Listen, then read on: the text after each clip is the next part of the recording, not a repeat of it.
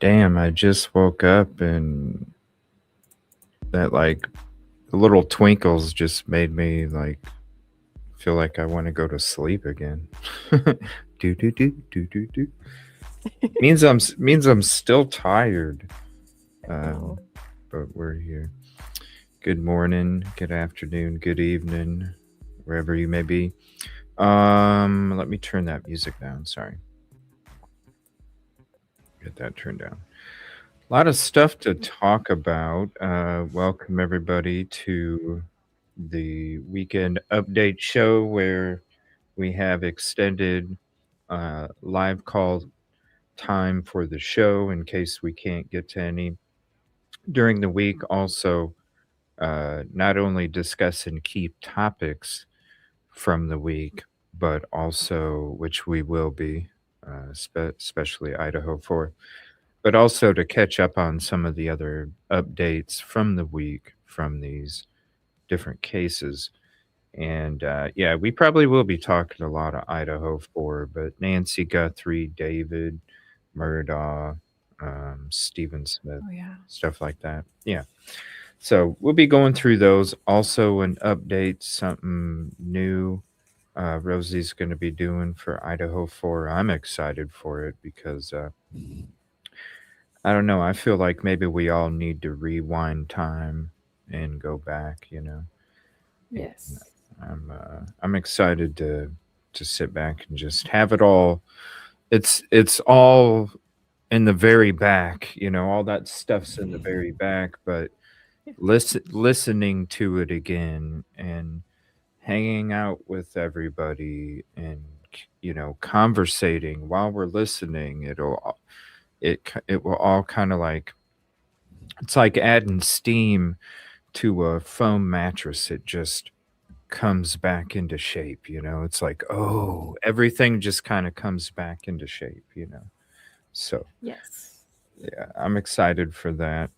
um but yeah, I put together some clips. Did you get to see the interview that Turvey did with Diana Rutuno? I, I think that's her name, Donna. Oh, Diane. Donna. Is I it think Donna? it's Sorry. Donna. Yeah, Okay. for the most part, yeah. So I think I'm a little patchy on the end of it, but I definitely was watching the well over the first half. So that was an amazing interview. That Yeah, really was. she Yeah. did an amazing job. Yeah. Mm. Um, yeah, she works with Fox. So yeah, it was a, and he didn't hold back either. You know, I know that on the 3 hour one, you know, if you've ever seen kind of like with what we've seen, if you ever see Turvey interviews and if they go past an hour and 15 minutes, then all of a sudden, you know, it's like, Yeah. right? So to get, you know what I'm saying. So to get, to get everything in a 35 minutes, she hammered especially the Ann Taylor stuff, right? Mm. Because Yeah. after hearing, you know, about, you know, the hair, the frame, the bed frame, the, you know, we knew about it being called debris from the book, stuff like that. But when Ann Taylor didn't even like just all of those things, all of the stuff that's coming out. It's I don't know. I've always been so supportive of Ann Taylor the whole time Yeah. since the beginning, and man, I've totally flipped after this. I really have. I'm like, what do you? Mm. How do you not test it, man? That's the death grip, Rosie. I wanted to talk to you about that, but Yeah.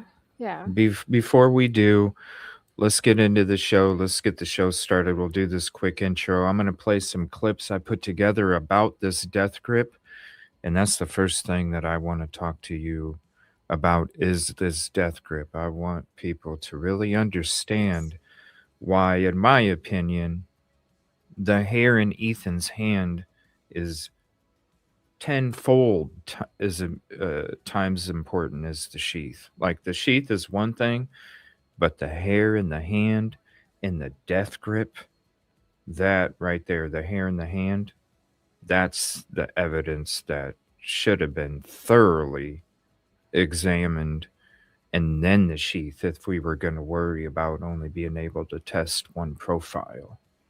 Yeah. Just saying. But yes, we'll be right back. We'll get this show started, play this quick intro, then I'm going to play this clip for you. We're going to discuss this, and we want to hear what you have to say about it. Let us know in the comments or call us after a bit when we open up the phone lines. Appreciate you being here. Please hit like, subscribe if you're not, share this out to your socials and friends. And we appreciate you being here. Good morning.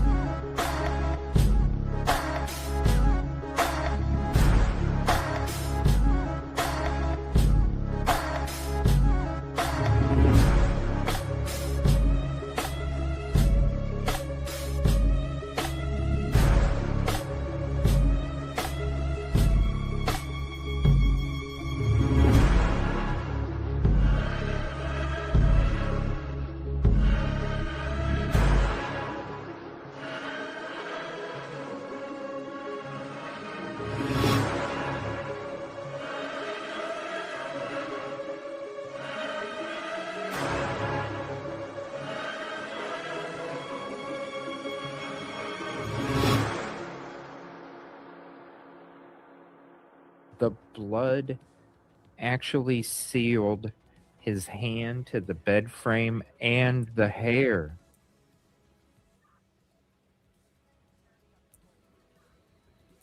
And let's not get it tested.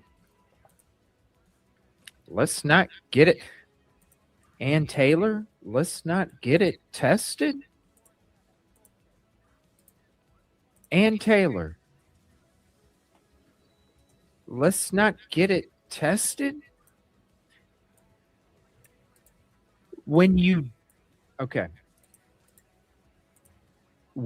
die a violent death and you have something in your hand, and like Ethan, you're squeezing it,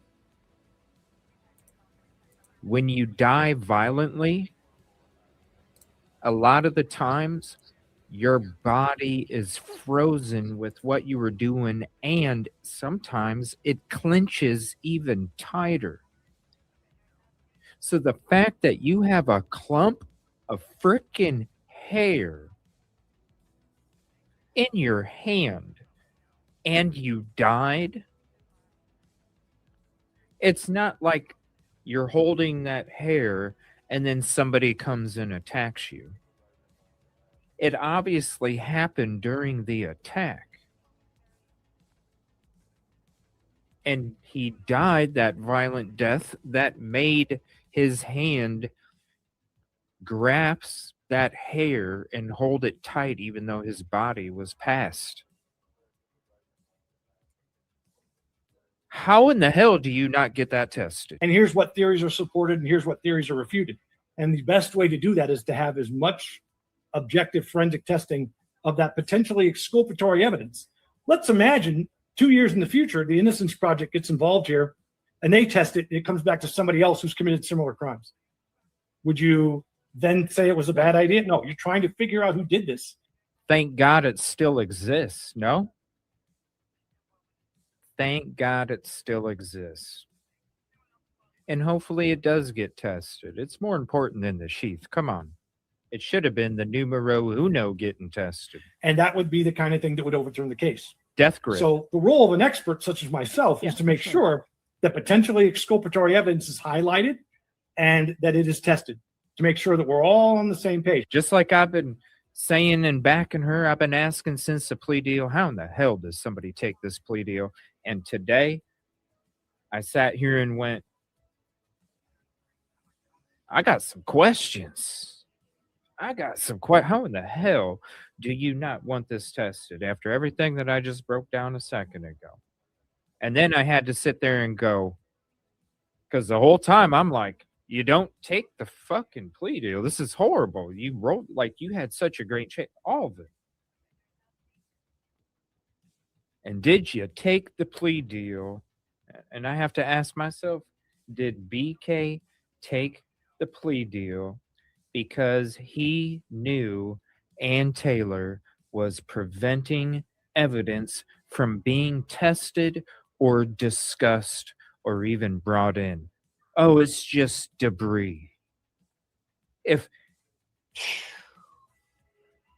Because hell, if your own defense won't even fucking test other stuff that literally points to it not being you. And in this case, it was sent to the FBI lab, and the FBI says, oh, we examined the hair and we looked at the physical characteristics, and Brian Kohberger is excluded. But they didn't compare it to anybody else in the house or any other suspects. And then second thing is they didn't do testing. The defense didn't do testing and the prosecution didn't do testing.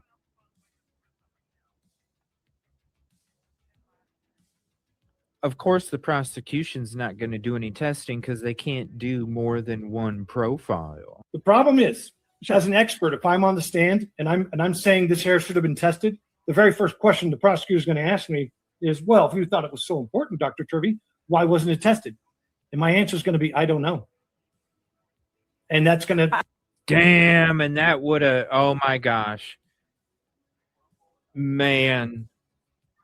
So he's basically telling you when he would be up on the stand during trial and the prosecution would have sat there and asked him, well, Mr. Turvey, if this evidence is so important, why wasn't it tested? She's not even testing evidence that can show that it wasn't me.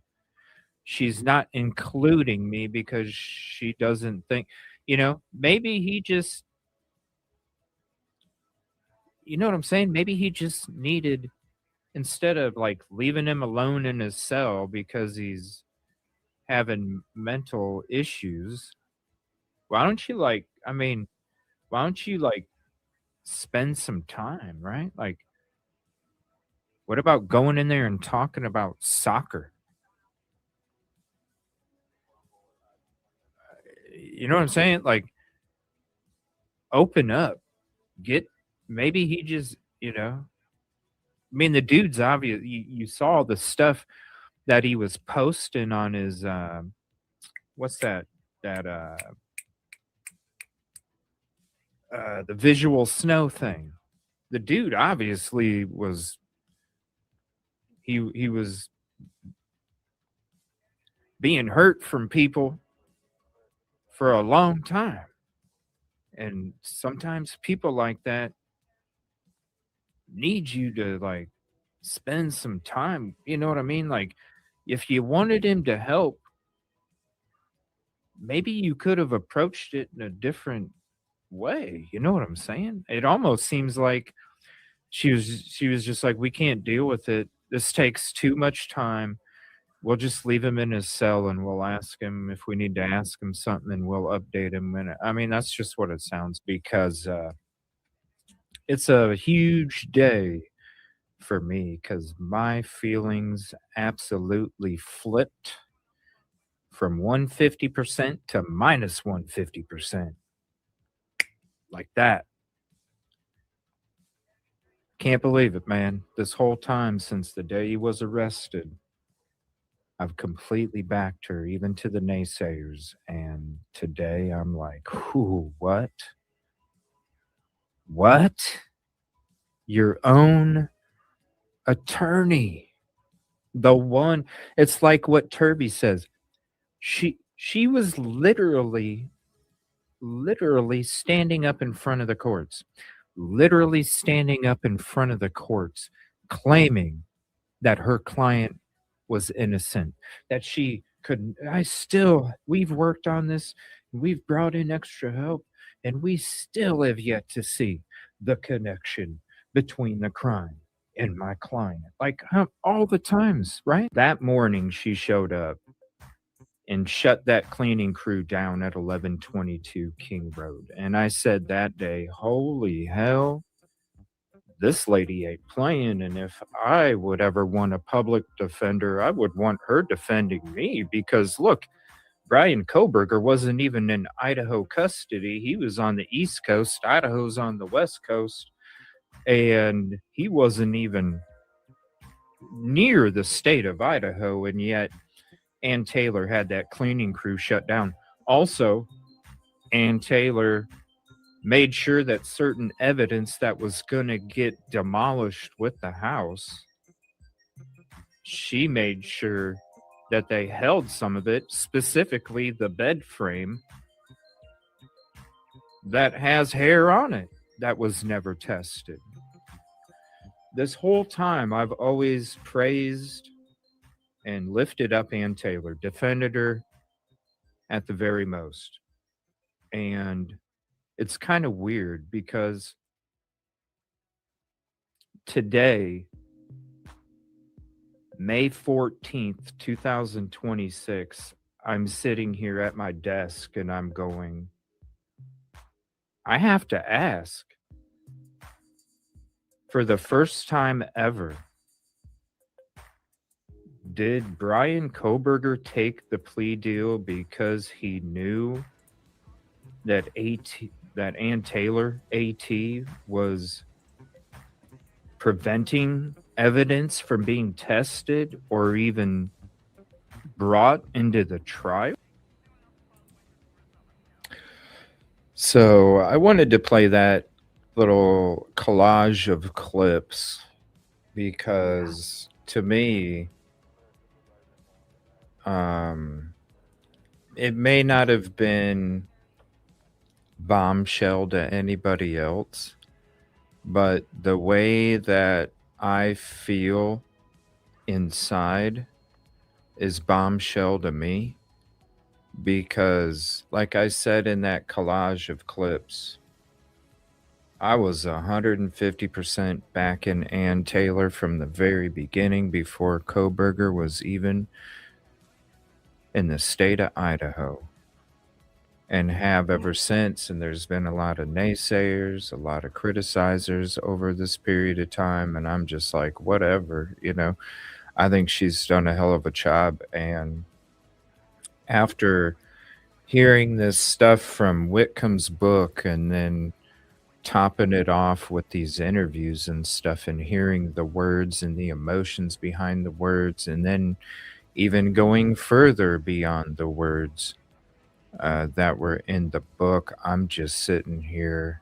Two things, it's crazy to me because, we've been covering it from the beginning. And, I've sat here during, when the plea deal took place, and me, I'm the insides behind the scenes, after the shows, and how it like frustrated me, that there wasn't going to be a trial, and how could somebody take this plea deal if you had the dice, you know what I mean? Like all of this stuff. And to now sit back and for the first time ever sit there and go, I can see how somebody would take a plea deal if their own fucking attorney's not testing them or wanting to have the most crucial evidence tested, in my opinion. That's a fucking problem. And I could see somebody going, I don't want to frickin' die from getting shot at from a bunch of rifles, you know? I can, so I can see how somebody would I still? No, because the chances are too good for me when it comes to this evidence and how it was handled.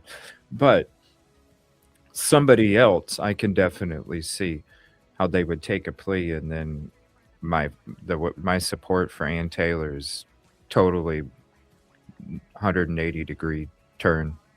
180-degree turn. Yeah. So I don't know. What do you think about all that? Well, I mean, it was in the book, but I think that it's quite different hearing it from Turvey as well in these interviews. I think what really got to me from hearing Turvey speak was, I don't think it was this interview. It was the Custody Queens one. Yeah, we'll get into that where in the future here. Where he said that the person Ann Taylor was when they worked together versus the person she was since the time of the plea deal, he couldn't reconcile them as the same person. That really changed things for me, because when we were going through a lot of the stuff, like the book, things that were coming out, and I was also relying heavily on the fact that I had this trust of Ann Taylor. So I was thinking, like, yeah, but they haven't spoken to Ann Taylor and all of stuff like that, but what would Ann Taylor say and all of that, and when he said that, I was like, oh well, the reason this feels so weird is because from what he's depicting, it's like two different people. So if you think about the person who was standing in those hearings and like declaring, yeah, like Bryan I said in that Kohberger's video, innocent, she was like, yeah. yeah. So that's the person I had in my mind when I was analyzing the book, when I was reading the statement that her office put out. But then I have to think, like, if Turvey says there's another person there, then it's like, whoa, okay, am I basing everything I think on someone who's changed and who's not, and something's going on here? So well, like, two things. I'm glad we're doing the Rewinding Time, the Idaho 4 series with the press conferences, the court hearings, and all that. Because knowing what we know now, things might sink a little different. You know what I'm saying? And then also, when it comes to her, quote, flipping, what do you think would have made her flip? Because, I mean, we were there for all these court hearings, every single one of them from the very beginning, obviously, because we covered this case from the first day it happened. But I don't remember ever, like, and maybe because I was blinded by my support, because look, obviously my support, I found out this last week and a half that my support was support for somebody that I assumed on the outside looked like they were doing their job and beyond, but really behind the scenes they weren't. So obviously some of us were fooled, right? I never saw, and maybe because I was blinded by that 150% support, I never saw a moment in any of those filings or court hearings that made me go, "Oh, wow, is she flipping?" You know what Yeah. I'm saying? Like, even with the plea deal, I sat there and I said, "You guys, there's no way that she talked him into this. There's no way. She had to be sitting there going, 'No way, Brian. Like, no way. You can't,' like she would have been like advising him, like, 'Look, I can't tell you what to do, but listen, you got a good chance.'" Um, and maybe Yeah. that So didn't happen either. I don't know. Did you see a point to you where it was like, "Oh, she might have flipped and now it makes sense?" Like, I never saw it. I never saw it. well, no, I mean I didn't. I didn't see anything like that. I I feel like it might have been something that happened around the time of the plea deal, so it wasn't something that we could observe easily. But I'm Like, also really glad before we're or during the conversations of it? Like, when exactly, according to the uh, plea deal, are you thinking? Like, right before or right right when they before, approached her? Before. right before. So you think that Ann Taylor was already thinking plea deal before the prosecution approached them with plea deal? Well, I mean, there's hasn't been complete clarity on who approached who as well. There's been different things that have been said that don't completely add up. Oh, really? Sometimes, I yeah, I thought it mean, was I've the seen it. prosecution because Bill Thompson came out and said he approached them and they agreed to it. I And thought I remembered him saying that he was approached by them. So that's something we must check with going back in time yeah, as well. yeah. But I was gonna say, like with the going back in time thing that we're gonna be doing, I'm really glad that we're doing that as well because I didn't see it. I didn't see it happen with Ann Taylor, and I've been saying this whole time like she acts under her client's instruction, right? That's how it's supposed to be. But I guess Well, at the end of the day, according to Turvey, though, he was. It's almost like I kind of feel bad for him in a way because you know, of she's a public defender, right? Yes, the state pays for stuff, but it's limited, right? And they get to choose a lot of the times. And so you're not that you're handcuffed, but you have a handcuff on one of your hands. It's not like you're totally open. And so um, when it comes to how busy they would have been, I can imagine. You're hearing in the right away when the arrest was taking place, 50 terabytes and all this other stuff, and how unorganized all the documents were, and just think about all the supplemental requests for discoveries and stuff like that. So yeah, it was like a complete mess, and I'm sure it was a lot of work. And it was high profile, so she couldn't just hand it off and try and advise him to take the plea right away. It was high profile. She's got to look like she's rocking her shit. Um, and so I could imagine how busy they were, right? How much just trying to organize the stuff, let alone look through it, I can imagine. But it sounds like what Turvey was saying, like, we hear about the mental health struggles and issues that he was having. I can see how being locked up, if you really didn't, I mean, look what it did to Richard Allen if he really didn't commit this crime, which I still I I don't know. The witness statements never matched what he ever looked like. It's always matched two people that I've brought up from years ago, and they both have the same last name. They're dad and son. But anyway, um, you see what it does to people, man. Like, it can make you go batshit crazy. And so if you're already having mental health struggles and issues, you compile that with that situation. It sounded to me like Turvey was like almost dry snitching that Ann Taylor basically left Brian Koberger in his cell and just checked on him to update him or ask him a question if they needed, because he made the statement that she that the statement of he really he was of no assistance when it came to his defense, like he didn't really help them out. And I don't think it was necessarily that way, because I honestly think that they probably, because of how busy they were, they didn't understand how to navigate his mental health struggles and issues, and so they just left him in the fucking cage. Yeah, I mean That's the that is a impression I'm getting. possibility. And one thing that really stood out to me with in the book was, and I know that we'd pretty much heard it, but for it to be confirmed that Brian Koberger liked watching coverage of his case, but if they interviewed or spoke about anybody from his friends or family, he would turn it off. Yeah. I think that if that's It's a viewable and self-protection if mechanism. it's something that other inmates can observe, then he has a very clear weakness that he's like wearing out for the public or the other inmates to see. And I think that that level of vulnerability, it kind of changes the way that I see things possibly around the plea deal and all of his decisions as well. Like we don't know his mental state, Yeah. and yeah.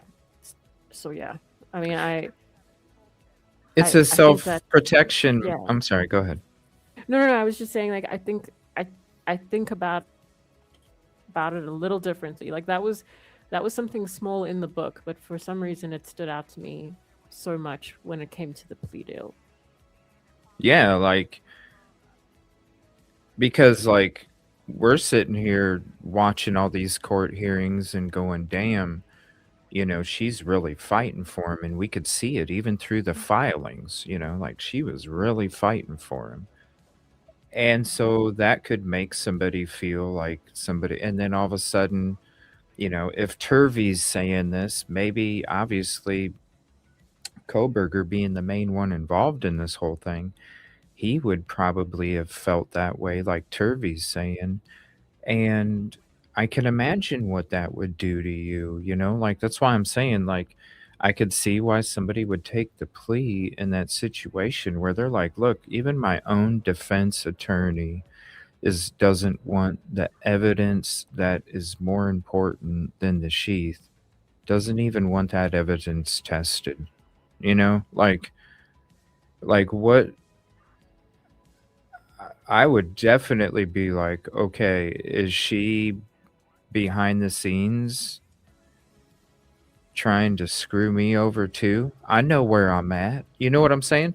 I mean, shit, I was out there on the year anniversary. I know what it felt like to be somebody from the East visited in the West, visiting in Moscow, feeling the claustrophobic atmosphere of the corruption that you were breathing in, but trying to not let it overtake you. It was it was crazy.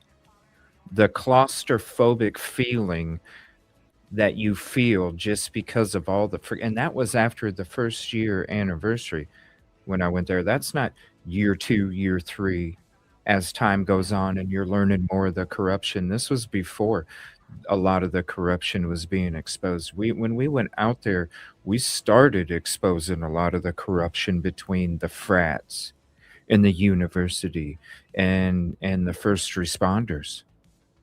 Started exposing what the university was doing to the community. And how they had this monopoly hold grip over them, and how they could just do whatever they wanted because the community knew without them they wouldn't be able to survive. And so I can imagine, like, man, if I was in that situation where all of a sudden my attorney kind of changes and I'm sitting there going, oh my God, is she, because I'm in a cell. You know what I mean? I'm not able to sit there and be out in the public and go, "Hey, this don't make sense about her. Why is she meeting with this person? Why is she doing that?" You know what I mean? I'm in a freaking cell. I don't know shit. All I know is, why is my lawyer flipping up on me? Why is she not wanting this tested? Like, this is evidence right here. The death grip, hair clump. That is what. Why? Huh? Wait, what's going on? I'd definitely start thinking some shit. Definitely. Yeah. And I mean, when it comes to stuff that Turvey has said, like from reading the book, I didn't understand that Ann Taylor knew these things. Like, I kind of got the impression that it was all a query and stuff like that. But from hearing Turvey speak, he's saying that she 100% knew about everything well in advance, not like a little bit before, or And she he was had still to have known checking. too. BK had to Yeah, have known too. I can see yeah, it. yeah. I mean, the hair is, it's not Let's talk about this death grip, since we're okay. going to Yeah. talk about this hair, okay? So when I was saying, and I put a comment in the chat, and I don't know if, yeah, here it is right here. And good morning, everybody. Thank you. There is a comment I do want to highlight, and some other comments from the videos from the last day that I want to highlight too, just to show some of your guys' comments on the videos from the replays. And thank you for the support on the replays if you're not able to make the live. But this is what I'm referring to, okay? When I was discussing this death grip a few days ago, Thursday, when I was discussing this death grip on Thursday, this is what I'm saying. A death grip is an involuntary panic-induced clench. In medical or physical terms, it describes an unbreakable, extremely tight hold. So on my show on Thursday, Rosie, I was explaining to people why the hair, to me, is the most important evidence that should have been tested. If you can only test one profile at a time, that's the profile that should have been figured out. Not just not to be linked to Koberger. Like, it should have been the numero uno, and this is why. Because when we found out from Turvey that Ethan's hand had a clump, like not even deniable clump of hair in his hand, that was then uh, sealed to the bed frame. And when he went and saw the bed frame, when the officers, Moscow PD, took him to the locker of the evidence for the Idaho 4 case, he said he saw the bed frame, he saw the blood, he saw the hair on the bed frame too. Now, when I'm saying death grip, it's Ethan would not be holding somebody's hair, okay, for like while he's laying in bed. He's just holding the hair. He's not going to be holding somebody's hair when he's in defense mode, because that takes away from the grip that he needs to make sure that he's in proper defense. Somebody's not going to be holding hair, especially even if they grabbed somebody's hair and yanked it out and then were in defense mode, they're still not going to be holding the hair. They're going to throw it down and grab their hand again. So what I mean by death grip, and why I mean it's the most important evidence, is because and when we're talking about analytics, when we're talking about percentages, when we're talking about common sense, the only way that hair clump makes it in Ethan's hand is when he physically was not in a defense mode, but he was in a reactive mode, which means he was getting cut the fuck up, then grabbed the hair. It's not a defense, it's a reactive movement. I'm getting hurt so bad, I'm not in that defense mode right now. I'm getting hurt so bad. I need to stop this person from doing what they're doing. And the easiest way with somebody with long hair is to grab their frickin' hair. And the death grip is Ethan passing while he ripped that hair out. The adrenaline from getting cut up is going to shoot through your body. That gives you that extra strength to grab and rip out. That's why he's got that clump, because he was getting attacked at the same time he was grabbing the hair, the adrenaline shooting through his body for a few seconds. He yanked the hair out of that person's head and he passed away within a few seconds, because that's where the death grip comes in, that traumatic, panic induced clenching. And that's why his hand clenched, the clump of hair stuck in his hand, his arm fell back, then rested up against the bed frame, still had that death grip. And that's how everything took place with what Brett Turvey was explaining. The death grip and why that hair evidence was the most important evidence beyond the sheath. The sheath found on the floor, slipped under Maddie. It doesn't mean that's what was used. But when you're talking about the death grip, that to me is 100% the most important evidence when it comes to the killings, because that Yes. holds the person. There's no other way that hair gets in his hand. That holds the person responsible for at least killing Ethan. Maybe not the rest of the roommates, but for at least killing Ethan. Yes, Yes. that's who did it. Yeah. Yeah. So and I think the word is perimortem. So it was happening at that moment. So it's not post-mortem or pre-mortem, but it's perimortem. So and we were led this whole time to believe that he was pretty much passed out. Like they weren't Right. revealing to us Like he didn't that even he was wake up. active. Yeah. And I'm questioning the situation with Maddie as well, because that's the same thing that they've kind of just led us to believe. And I mean, there was no inkling for me that he was awake and active and grabbing people's hair. That's Even insane. when we heard the audio of Ethan screaming and stuff, right? Mm. It was like Ethan was asleep. Yeah.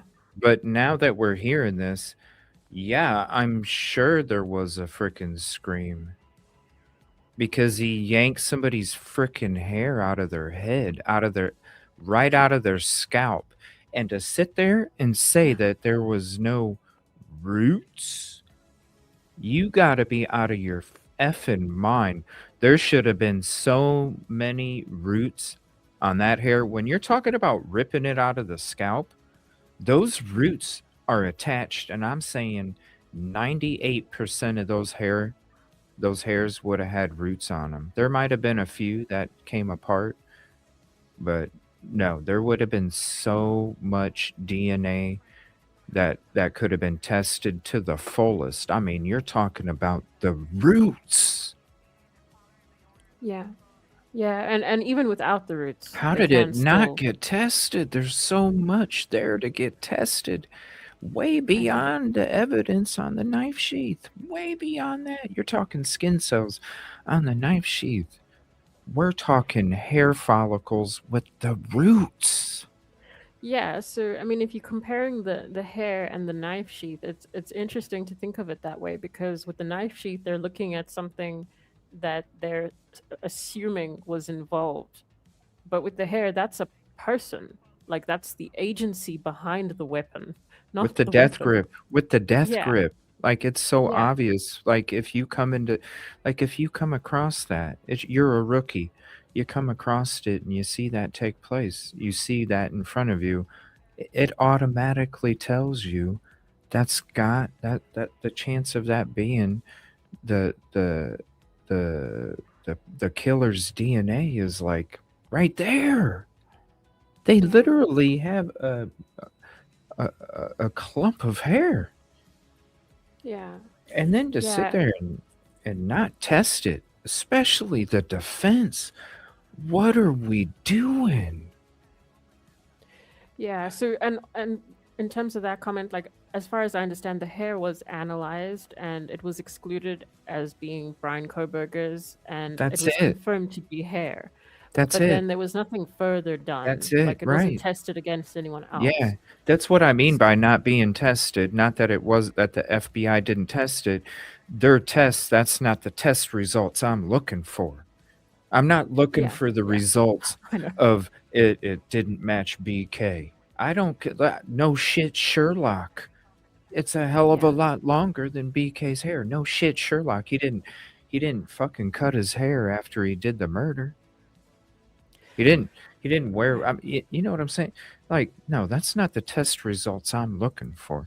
I'm again, death grip, death Mhm. grip, way more. Yeah. No. I don't. Of course, it's not Koberger's. I don't care.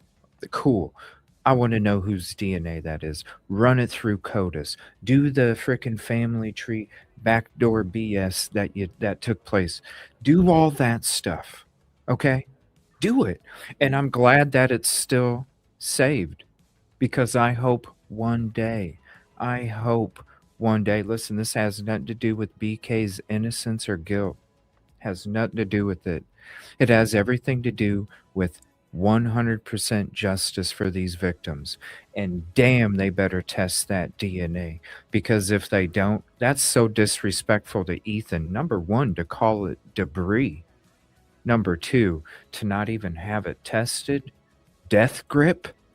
Whew, come on now. Yeah. It better.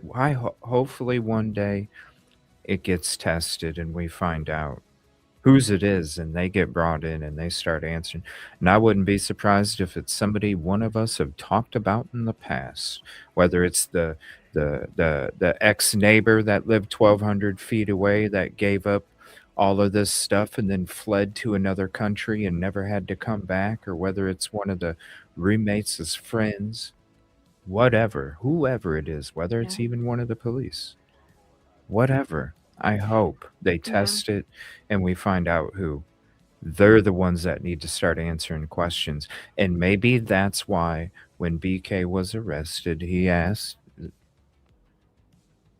was there anybody Yeah. else? Long Yeah. freaking hair in Ethan's hand. Yeah, there was. We talked about two Yeah. people this whole time. Yeah, there was.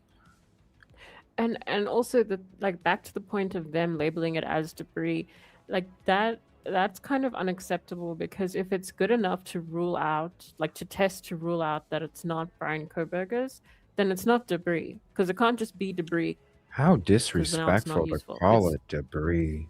I couldn't believe that. yeah. Yeah. So How it can't be disrespectful. like it's just debris because it's not Brian Koberger's. My That's gosh. And I don't yeah. I don't understand how none of these family members can sit back and see this stuff legit coming out and not question some of this stuff, like especially like if somebody called my loved ones death grip hair clump debris, I'd be throwing a damn fit, man. How dare you? How dare you?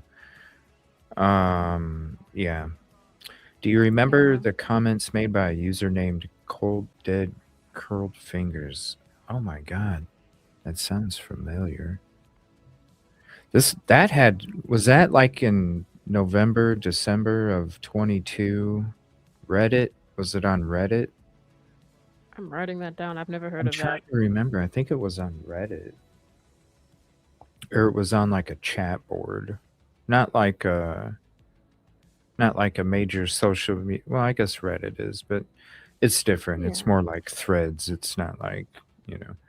But yeah, it does kind of sound familiar. Yes, and please help us reach more people. Make sure to drop a like, subscribe, comment, and share this out to your socials and friends. Appreciate you very much. I do want to highlight this comment and then some other comments from the videos. And then I want to hear what you guys have to say too. We'll open up the phone lines here shortly. Jay Harms says, "Good morning. Good morning to you as well. Good morning to everybody."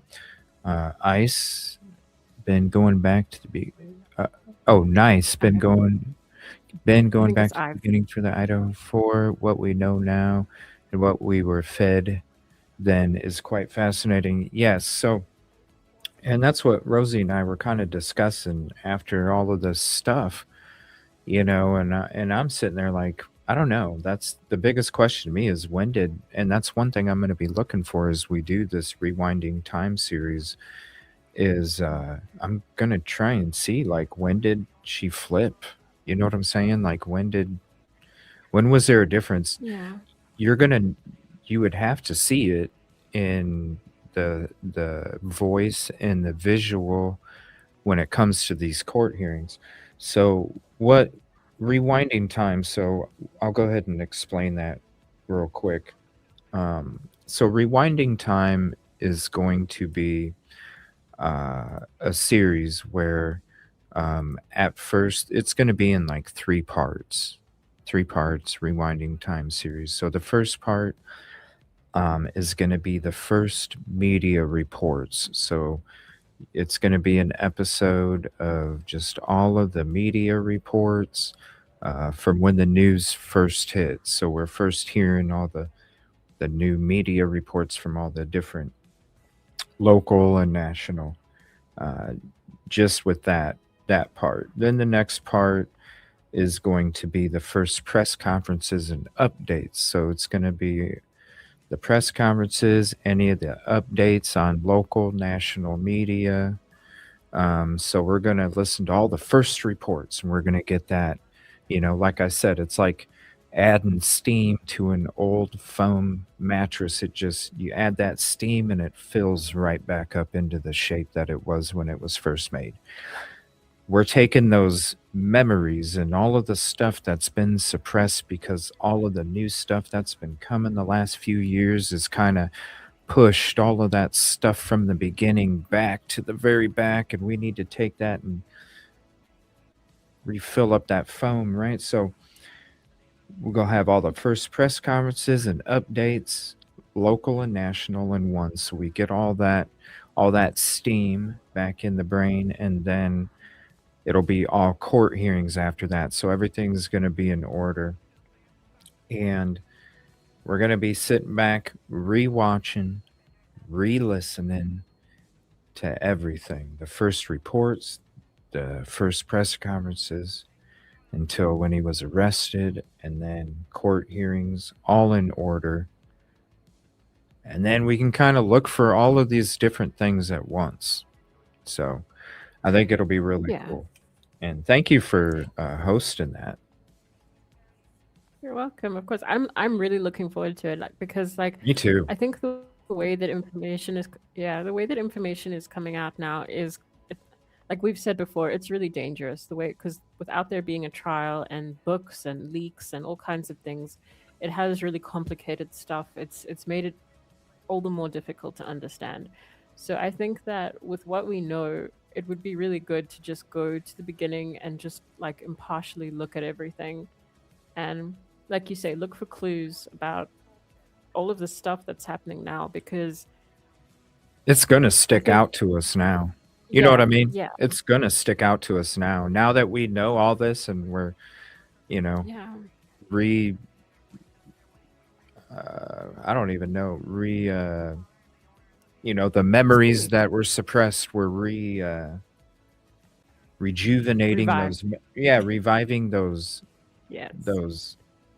memories, and stuff is going to stand out now, and it'll be cool because we'll all be able to chat during it. We're not going to talk or anything like that during it, but we will be in the chat talking with you guys. We'll have the chat box up, but we want to engage in the conversation in the chat and let their words speak for themselves without interruption, and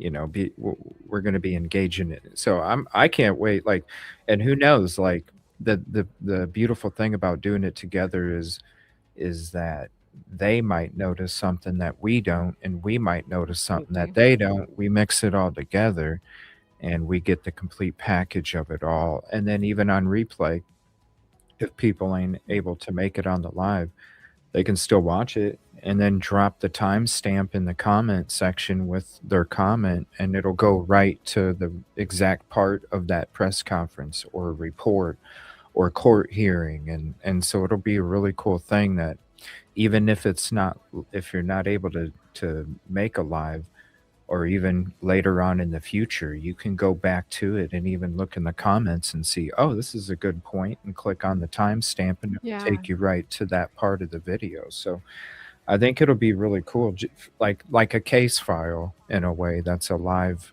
Yeah. case file. Yeah. Yeah, and I think what's really good about it is that it'll also help people like me who weren't there from the beginning.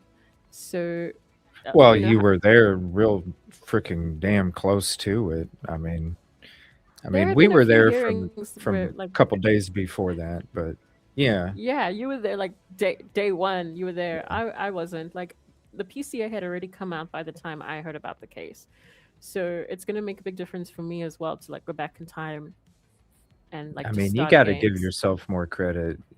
Like, Well, like I 2 months started when the PCA later, like 2 months when did the later, like PCA there, come out? 2 months later, Not like 2 months. you gotta get pretty much. Couple of months. You gotta No, give yourself no, more quite a few credit. months. Well, it'll help. It'll help. Look, The there were a P- lot of it things was that it when wasn't I even 2 months, Rosie. It was a month and a half. yeah, no, it had been out. It had been out a while It was when January I 5th. It was January 5th, 2023 when the PCA was dropped. I remember the day. January 5th. So the crime happened on the 13th of November. So you're talking 1 month and a half. So but give yourself some credit.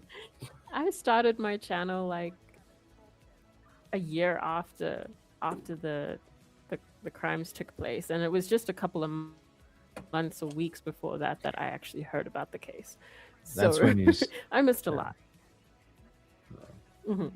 Yeah, I did miss a lot. So for people like that, it's gonna help as Oh well man, you because missed a lot of, like, we did some when it comes to alternate suspects and I missed alternate everything. theories. Yeah. We did a lot of those good shows in from January 20, well, hell, probably December of 22 through June of 23. There's a lot of different rabbit holes we went down during that time period when it comes to alternate suspects. Not, there's other parts of the case throughout different parts of time that we've kind of dug in and went through. But yeah, when it comes to the alternate suspect stuff, Yeah. I mean, I think the first episode I saw from this channel was when you were showing your footage from you were still there or you'd gotten back or something. So that's how late I actually got involved. So I think that'll help with a lot of people. And also like it'll help to categorize things because everything will be together. Like you can look through an Idaho 4 folder and it's like everything. It's like hearings and news reports and theories, but at least with what we're gonna do, it'll be like a case file, like you say. It'll yeah, be a live case yeah, file. Yeah, it'll and be that we can go organized. back to. So if anybody, even myself, if there's something that I notice, do us a favor, drop the timestamp of, whatever you're commenting on. Drop the timestamp with the comment so that way people can see the comment, and then click on the timestamp and it'll take them right to that specific part of the video.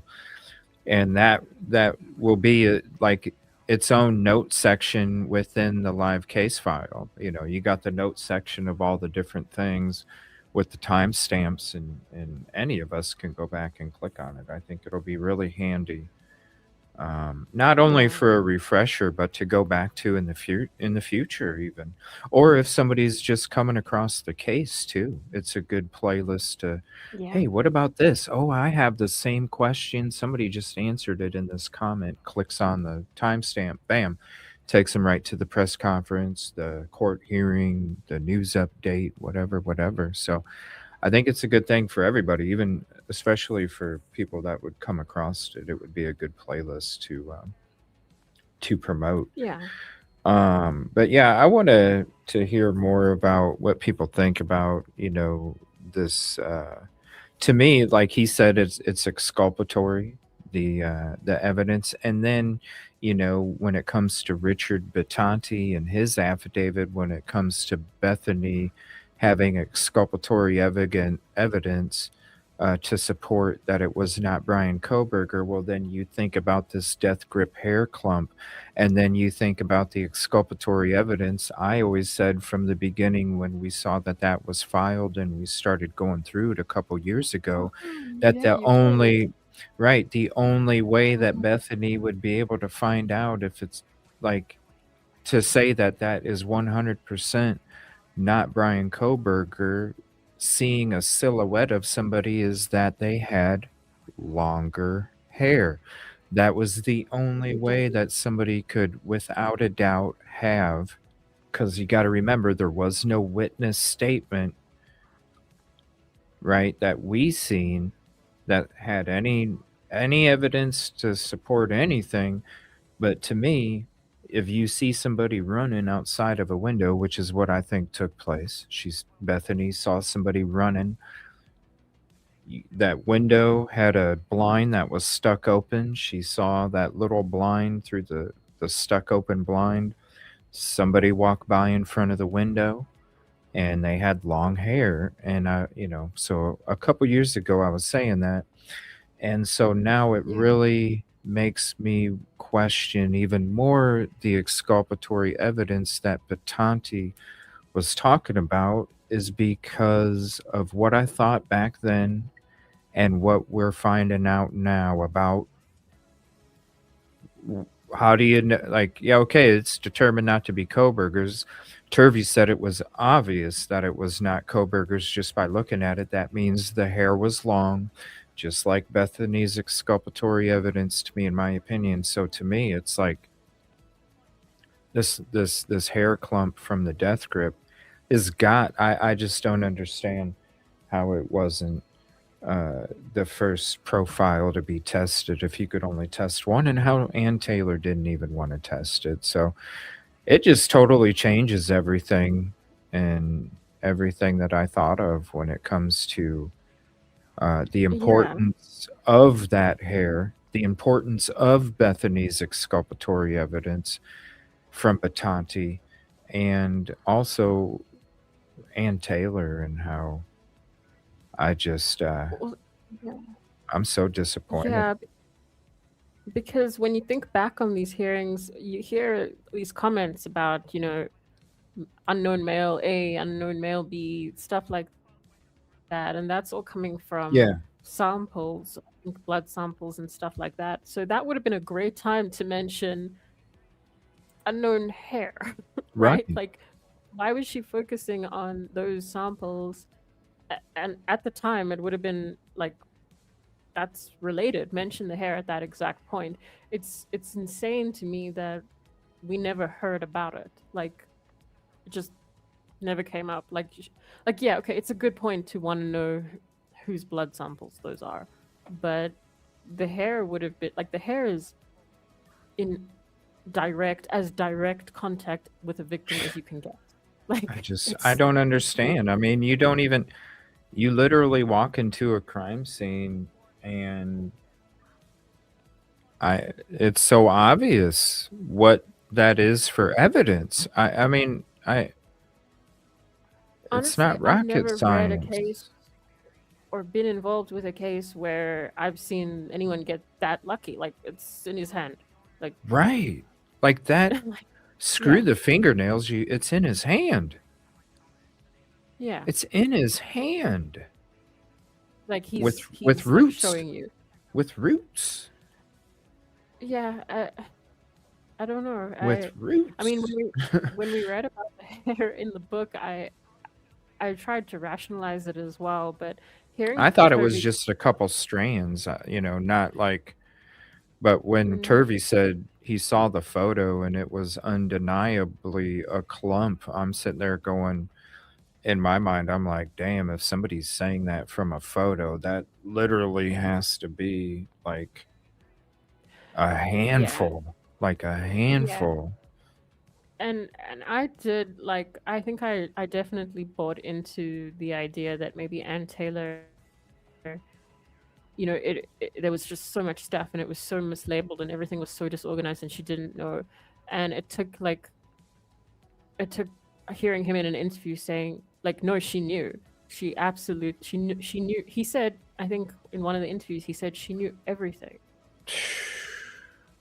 So that's like I was wanting to give her the benefit of the doubt because she was saying no, I need to file these extra disclosures because I don't want to risk being accused of like ineffective assistance of counsel and stuff like that, so I need more time and all of that. But Who knows? Maybe people are but fucking nuts up there. Maybe she's getting some kind of maybe maybe she was getting some kind of death threats or something, man. I mean, people are fucking nuts up there. They skin animals for fun, and I was told that from people that live there, okay? Like that's oh yeah, that's a pastime. I was like, "What?"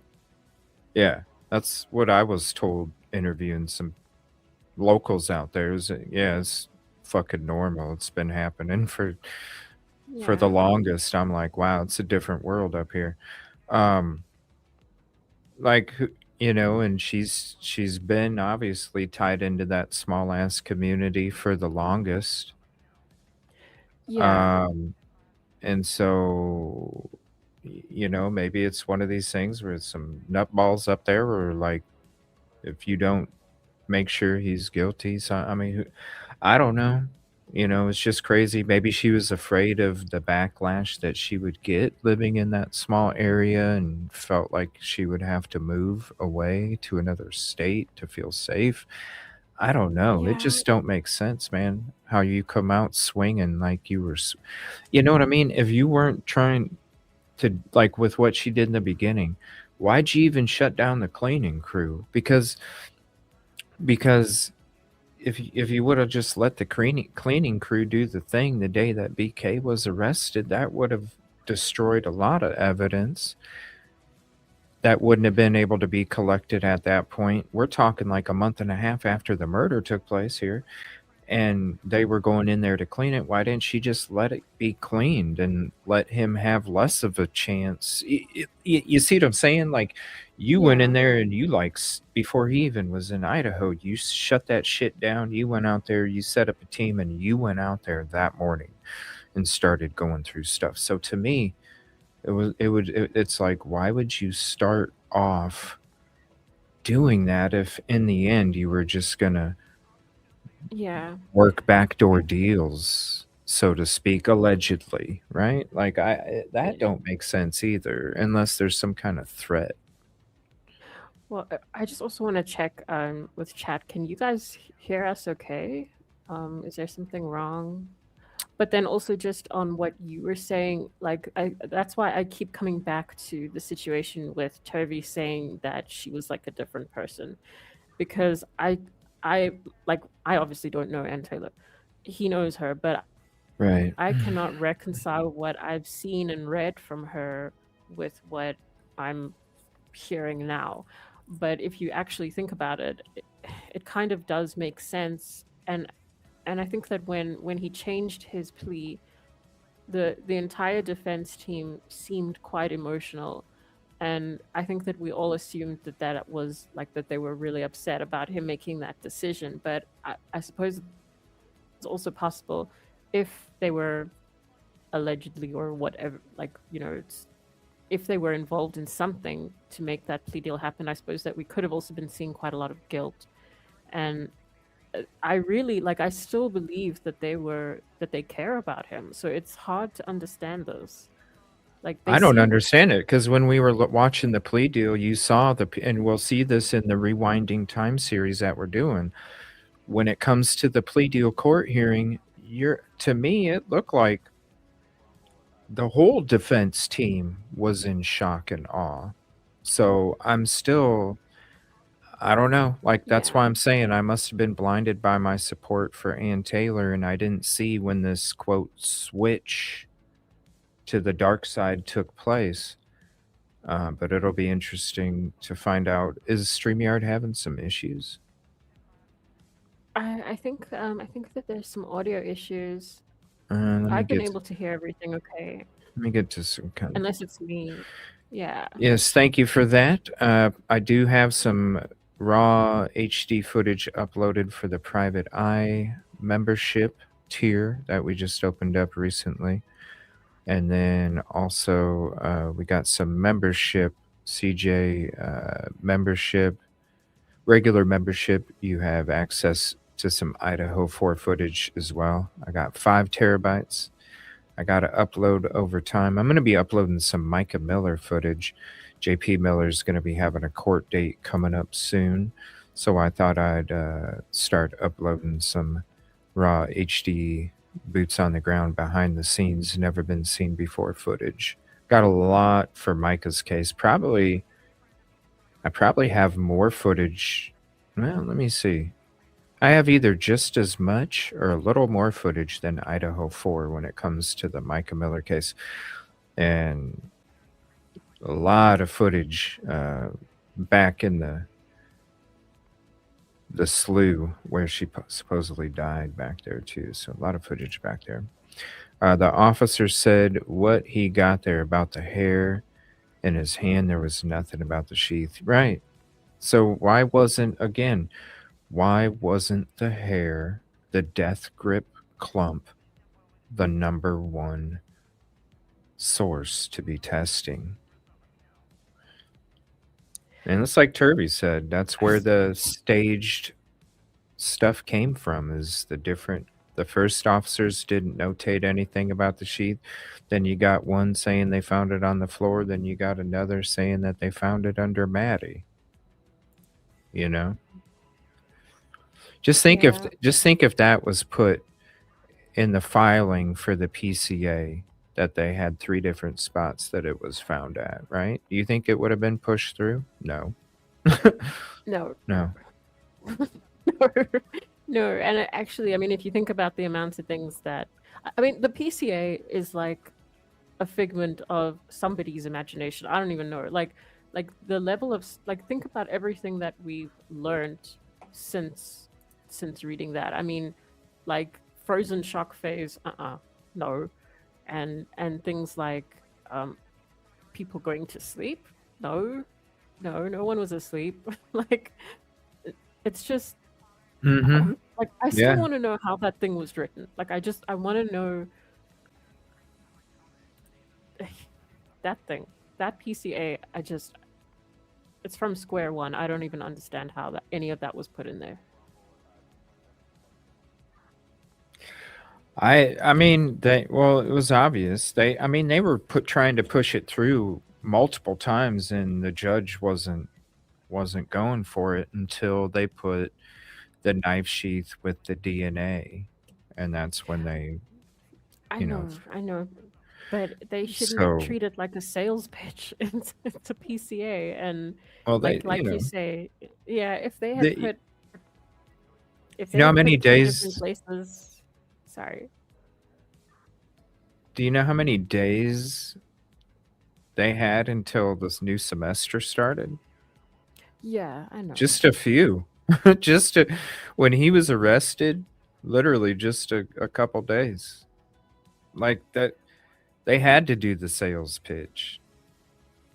I know. Because I like, if I was a parent, like, just think about it.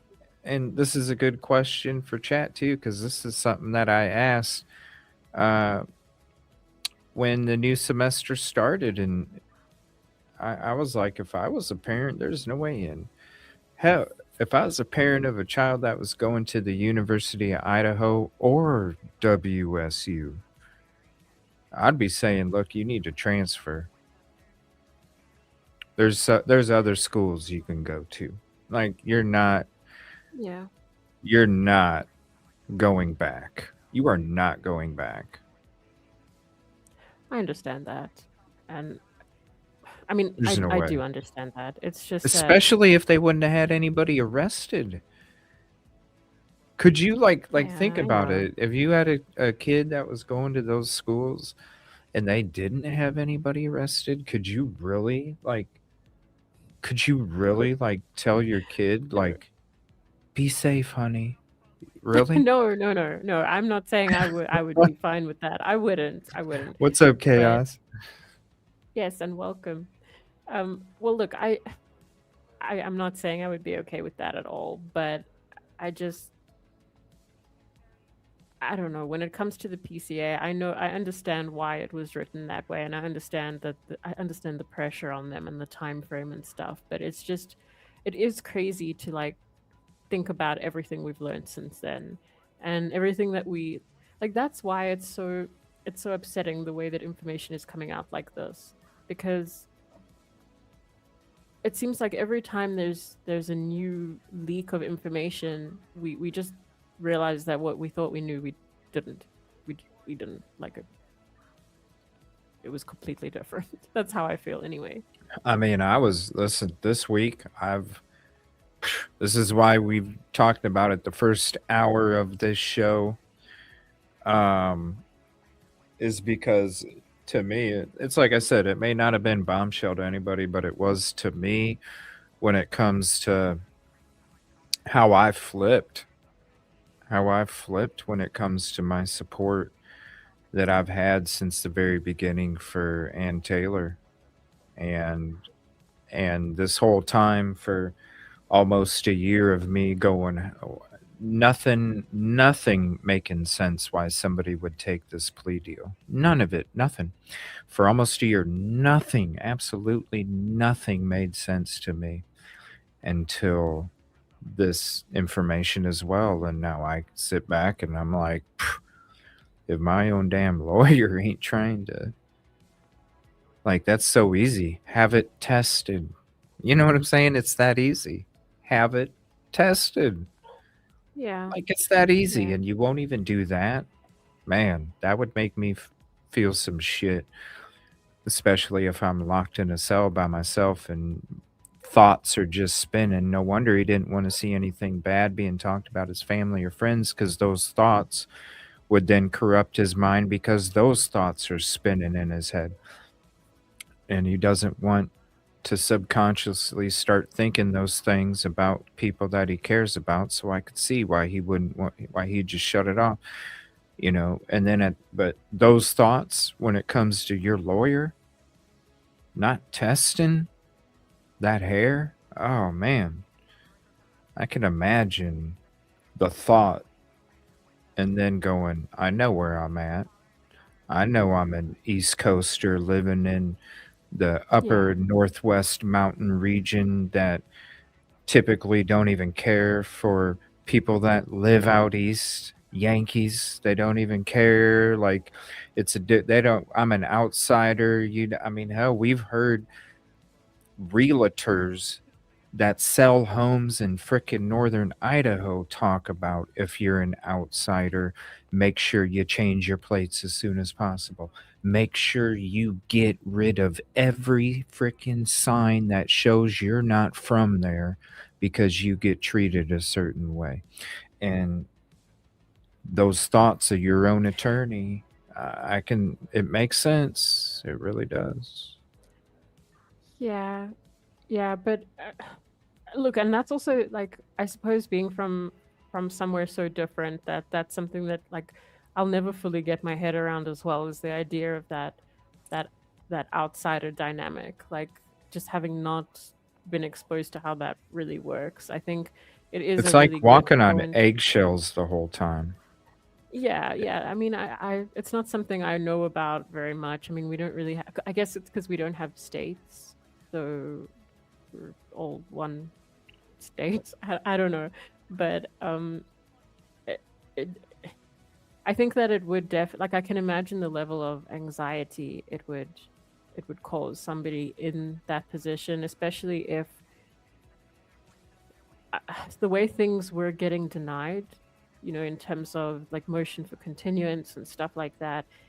Maybe it was starting to make him extremely nervous. I would Like be. what else can I? Yeah, yeah, If that stuff's happening, because listen, I know how important this hair evidence is, right? He Mhm. had to have known, and if I'm sitting there going, you're not even going to test it, like I would start having thoughts like, wow, they're trying to stab me in the back. Why it took, because we're sitting here going, is there anybody out there that's going, oh, it's totally cool that that wasn't tested. It's yeah. totally cool that it's debris. I No. don't. I don't know. Everybody feels that this should have been or should be tested. And so if you have your own lawyer that's like, nah, I would definitely start thinking some thoughts like they're trying to backstab me. It's more important than the sheath. How is it not? Yes, and look, when it comes to Turvey, I don't fully like agree with the way he put the argument together around the sheath. Like it doesn't entirely make sense to me, some of the things that he's saying. Just from what I've read in the reports and stuff. And that's why I agree with you. I think that in terms of the sheath, like knowing about the hair, the sheath is very secondary because, like I say, the Mm-hmm. hair is the person, not the maybe the thing that the person had with them. Like it's them. It's the perpetrator. I It don't get it. yeah, it And for has them to to be. be, yeah, yeah, for them to be going on about unknown male A and B and stuff like that, that's not as important. I don't get it. No, to me, the hair in Ethan's hand and the exculpatory evidence from Bethany from Batanti go hand in hand. They're the same person, whether it's the person that committed it or the person that assisted with it. They were definitely part of it, and that hair evidence, death grip, is more damning than the knife sheath ever will be or could be, and so um, makes no sense, and that's why everything flipped for me because I'm like, damn, you didn't even want this tested, Ann Taylor. Yeah, Yeah, yeah, get the hell yeah. out of here. I just, I wish I knew what Oh, I'm you sure know. we'll hear more. This ain't Brett Yeah, Turvey likes to talk. I know. Brett Brett Turvey likes to talk. Trust me, he's gonna end up on more shows. He's gonna end up saying more. He's already he's already pushing the boundaries with what he's been exposing. And shout out to him. We wouldn't know this stuff without him Yeah, coming out and speaking publicly. So shout out to him as well. Um, but I'm sure yeah, he's gonna say more. I can see it. This isn't gonna be the end of Turvey. I bet Turvey's gonna be talking about this for the next year, year and a half, and he's gonna be letting little bits out more and more as time goes yeah, on because he's gonna get tired of saying the same thing and he wants to add a little bit more spice for each time. So it's gonna be like little bits are gonna be fed out even more and I'm there for it. I'm there for it. So I can't wait until we go through that episode of yeah, yeah. the And Custody Queens interview. yeah, I think like I keep saying the way things are coming out is it's just confusing at this point. Like, but I think that it has helped, like with the book especially, it has helped to kind of revive an interest in this case. And we said when it first came out that that's what it was going to do, and I'm glad that it did that because it is shedding a lot of clarity on everything, so it helps. Yeah. Quantum says the ISP officer that questioned Jack Show. That's another thing. We need to go through interviews in the future too, all the different interviews. We haven't Yes. broke those down live We need to do that still. But the ISP officer that questioned Jack Showalter, Tim Hopkins, told Jack he knows King Road is a party row. His son lives behind them. Let me see here. And what's up, Caddy? Good morning. Chicken 22, thank you. What's up, Moto? Let me see here. Oh, earbuds. Are we having audio issues, or because I've seen a couple people talk about? Yeah. Let's see the timing. The sheath was placed on dried splatter. Yeah, exactly. Yeah, that's something that we were talking about too when it came to this book and the Turvey interviews. Was also, now I understood where the placed conversation was taking place. And yeah, it's like he was saying, if if it's during the attack or even before the attack, there would be friction against the blood splatter and the knife sheath, and each one would have altered the other one on the specific object. So the sheath would have had smears on it, and the sheet would have had smears on it when it comes to and the fact that go ahead. No, I was just saying I understand that as well. From what he was saying, he was trying to say that it had dried because there was no transfer patterns between the sheath and the sheet. Yeah. And so and then also he was bringing up about where the sheath was at. It would have blocked some of the splatter that ended up on the bed sheet, and because that didn't happen and there was no transfer, that's how he knew that the sheath was potentially placed, because it would have taken some of the splatter as the splatter was happening, if it was truly laying where it was laying. And so and to me, and then also the sheath being completely clean except for a couple specks, he said it looked brand new, like it was just purchased. And I was telling people that's one of the reasons why, if I'm out at a gun range, or whatever, and or even if I'm at a friend's house, and they're like, "Hey, check out this new weapon that I got, see what you think." And I'm like, "Nah, I'm cool." What, you don't what? Nah, I just don't want to put my damn prints on it. I don't even care to pick it up and see how it feels. I don't care, because I know what the hell's going on. My DNA is getting on that damn thing, and I'll be damned if I touch anything, So yeah, the whole transfer, hey, check out this new K-bar I got. Flips it open. Oh, that's pretty cool. Flips it back shut. Boom. There you go. There's your transfer, Yeah. But yeah, when it comes to that, if you're enjoying the live stream, help us reach more people. Make sure to drop a like, subscribe, comment, and share this out to your socials and friends. We appreciate you very much. Let me see here. They were wonderful. Hearing a dial tone. Shout out to the whistleblowers. We need them with what's going. Yeah, so shout out to Turvey, man. He's letting the beans out there, and I can see why Ann Taylor came out with a response scolding him, is because look what he was like. Look how I feel now.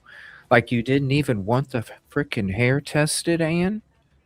Maybe she knew what was going to come out, and she knows what's going to come out as more time goes on. And she's like, look,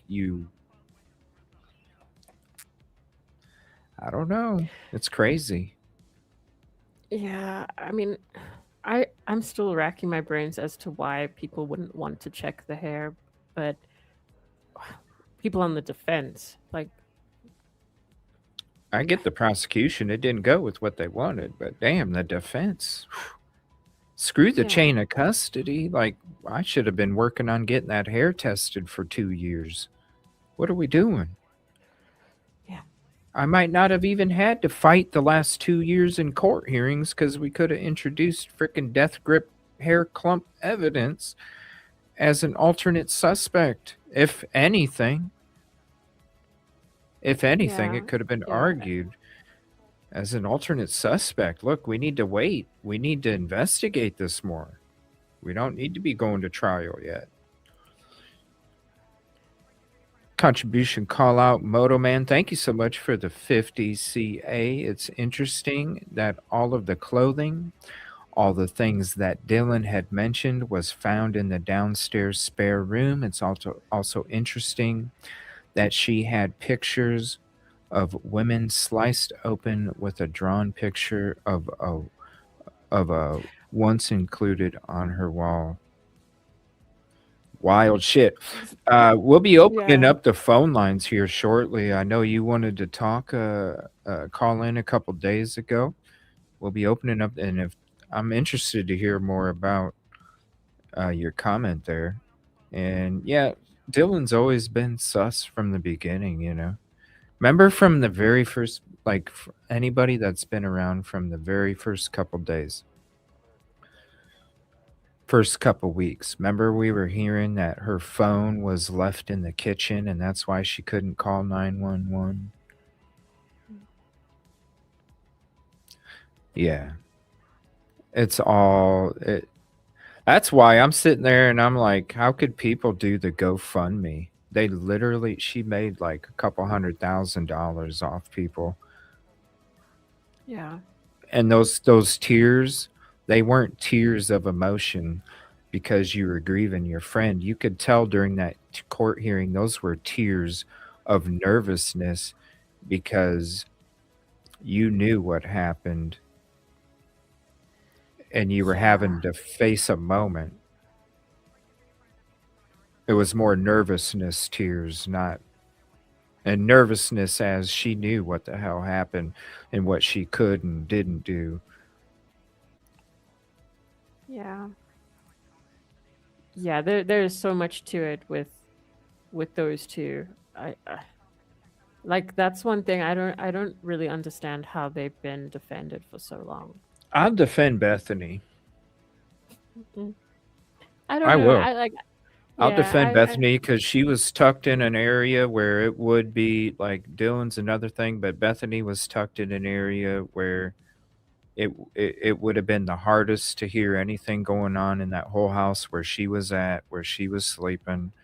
Also, we got to think about what Batani filed in the beginning too, the affidavit about Bethany having exculpatory evidence. So that means that Bethany was actually telling the truth about something too. We got to remember that. Bethany was actually telling the truth about something that had to do with exculpatory evidence. So she was being honest about something. So I have to defend Bethany. But Dylan, that's a different story. It's always been a different story for me. I don't care if I get bashed or not. To me,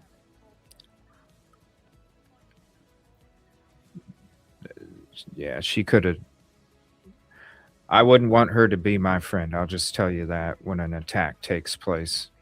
Nope. Nope. Yeah. Nope. I, And if I I was, I'd have a hard time trying to. I mean, I'm just being honest and I'm speaking as a human being. I'm not perfect, but I'm honest and I'm going to tell you if she was my friend right now and I knew what she did already, I would have speaking as an imperfect human, I would have a hard time trying to save her ass in a similar situation. yeah. Yeah. And that's just being and I- an imperfect human. Yeah, I understand what you mean about Bethany, but I'm still not sure about her. I just feel like she's managed to get out of explaining stuff like too much. It's just it's like I don't have anything to base it on. It's like just a feeling. I don't know what it is. Yeah, I want to say again, contribution call out. Thank you so much, Moto. Let me throw this up there for you.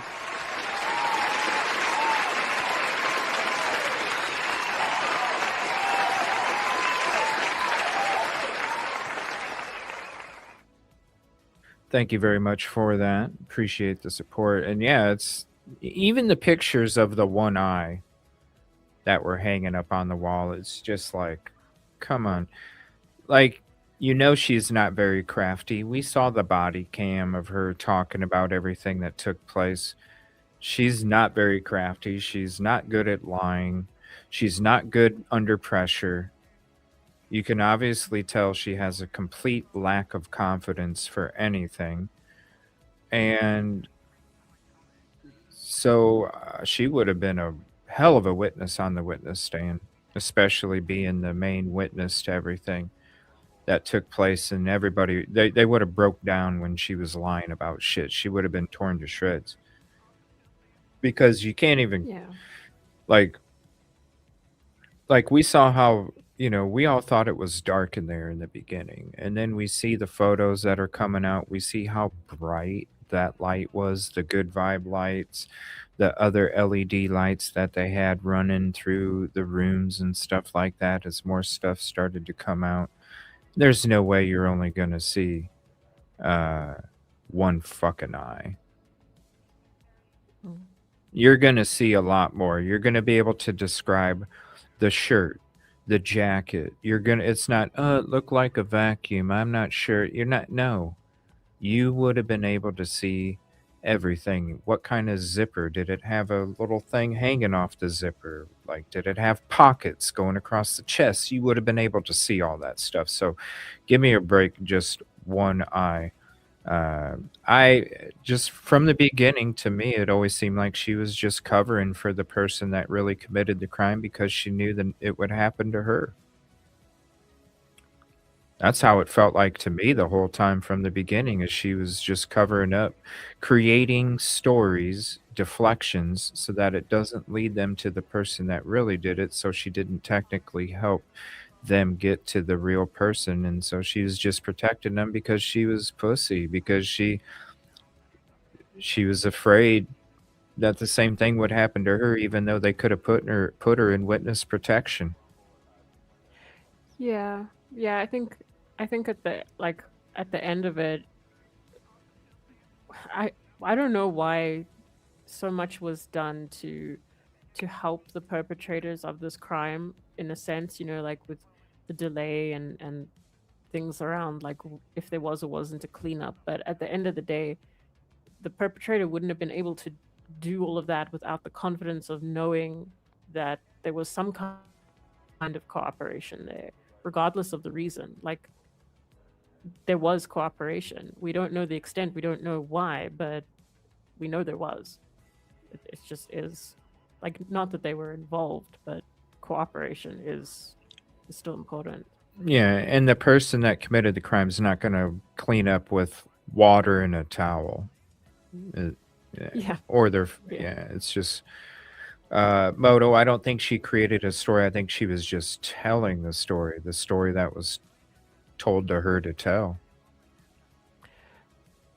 Yeah, like I feel like she knew, and I feel like she knew that's there.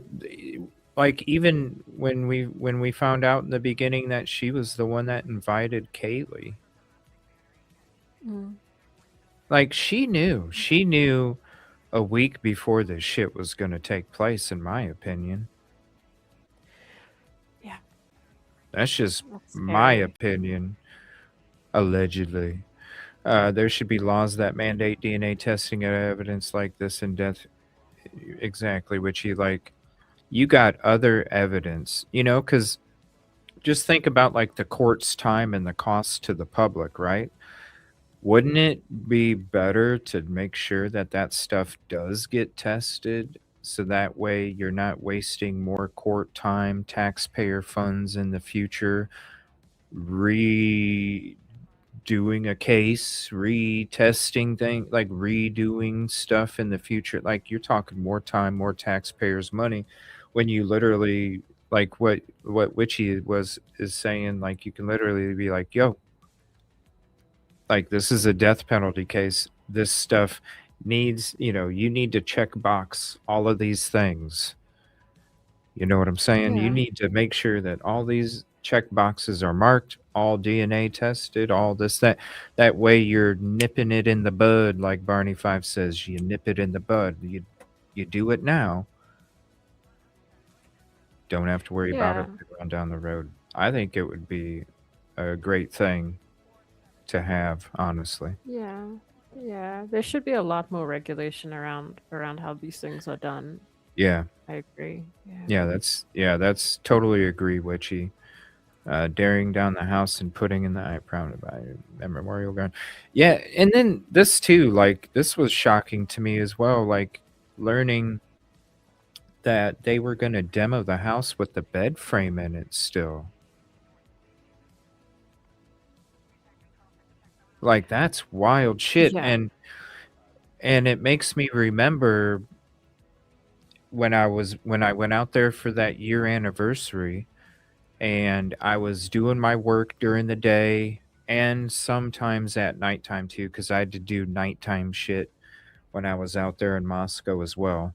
Footage and interviews and things. So a lot of the time I was working from the morning all through the day, every day. And then some nights I would head back to the hotel and have a live stream and show off some footage and talk about some new stuff that I discovered or uncovered or had conversations about. And then some nights I was still out there working. Um, and so it reminded me, like, when I heard Turvey say that they were going to demolish the house and the bed frame was still in there, I was like, holy hell, they were going to demolish this house and have pieces of evidence literally in the demolished pile of the house. And it was crazy because I went back to one of the first couple days I was there. I would have to go back to the live stream. I remember I live streamed from the hotel during one of those days I was out there, and I discussed about how I heard that day or whatever I heard there was circular saw sounds or saw sounds, sawzall, circular saw, and hammers, like sounds coming from 1122 King Road. Because I remember when I first showed up, I thought all of the boards on the windows and the doors were fastened completely shut. And when I was in the parking lot behind the house one of those days, and I heard the sounds of saws running and hammers banging on stuff coming from inside 1122, I started to look at the plywood that was covering up the doors and the windows, and I started to see little hinges and how they could open it up and go in. And so there were little doors on the windows and on around the doors. So from afar, the house looked like it was boarded up, but in reality, each of these boards was a little door they could come in and go out of. And I was like, holy shit, what would they be doing in there? Why would I be hearing saw sounds and hammer sounds coming from inside the property? Once I heard Turvey talk about how they were going to leave the bed frame in the house to get demolished, that's when it clicked to me. I bet you those sounds I was hearing was them chopping up the fucking evidence or hammering the evidence off of the structure, so when it got demolished, the evidence was already chopped up already, and it wasn't like half a bed frame with the remainder of the house. The bed frame was literally chopped the fuck up, circular saw banging the walls, trying to make sure that the evidence is pre-destroyed. That way, if Yeah. it doesn't get destroyed in the demolition, they already know the evidence is pre-destroyed. Crazy to me. Crazy to me when I Yeah. heard about the bed frame and that being left in there. What else was left in there too, Yeah. Yeah, because I mean, they knew that people were going to be watching the demolition. They knew that people would be able to see a lot of what was going on in there. So, like, obviously, they would want that pre-demoed. I guess you can say. Yeah, and because to me, it always like, because when that was happening, I'm like, why would I, And then I talked about it on that live stream from the hotel and out there, and I'll have to go back and find the live stream, or if anybody is bored and wants to. It was between 11/8/2023 and 11/15/2023. It was the year anniversary trip. I went out there to Moscow to do my work. And so it's one of those live streams from the hotel during one of those dates between 11/8/2023 and 11/15/2023, somewhere in between there. It was one of those shows. I talked about it. And I'll have to go through my footage because I think I might have some footage of it, because it was so weird to me that it was even taking place. I think I might have recorded it just for a minute or two while it was happening. I'll have to go through my footage and another time to see if I have that. But yeah, it's totally crazy, and now it makes sense. Like, I never I'm like, why in the hell would that? But now, hearing that, I can imagine all the other evidence that was probably in there that Turvey talks about being left behind and what was going to be demolished. Crazy shit to sit there and think like people were probably tasked to go in there and chop it up with sawzalls and circular saws and sledgehammers and stuff, Crazy. I'd feel weird doing Yeah. that. Yeah, of course. I mean, and I suppose we just don't really know. Like, that's the thing about demoing a house. Once it's done, it's done. You don't know what was in there, what was there. It's just done. Witchy was CJ, read the transcript of Beth. Yeah, we haven't gone into Bethany's. We haven't gone into any of the interviews yet, so I can't wait to do that. That's probably still 2 or 3 weeks out, but that is in the near future, not in the recent future, but the near future. We'll be starting to do some of the key people in the beginning. And shout out to the creators with the FOIAs for having those up there. You might change your mind. I might. We'll see. I'm not saying I wouldn't. I mean, hell, look what I did with Ann Taylor's support. Bethany just as culpable in the cover up. Yeah, the cover up. Sure. Yeah, hey, you know what? I bet you the first 2 will be Dylan's and Bethany's interviews that we cover. Guarantee it. Guarantee it. I'm writing that down. Yep, guarantee it. DM, get up and close and lock your door while Kaylee is running downstairs. I saw those pics, says Caddy. How long are you going to be on, CJ? I got to run a few errands and I pop up, Mama Bird. Yeah, let me see. It's 11 a.m. Central. How long are you planning? I can go for another couple hours if you're down to hang for a while today. It's up to you, though, because you're the one not feeling good, and I want to make sure you get some rest. I can do another 2 hours if that's okay with everyone. Yeah, we'll. I'm going to be opening it up here in a minute. I want to kind of update a couple other cases real quick, and then we'll open up the phone lines to see what people think about what we're discussing today. So as soon as you're back from getting that food, should be good. If Turvey is right, there was a cleanup. The 2 girls would have to know. Oh, for sure. And the fact that they're talking about, because they were talking about the diluted blood and how it leads them to believe that it was water because it was, I can't remember. Was it undetermined or something like that? Unknown substance.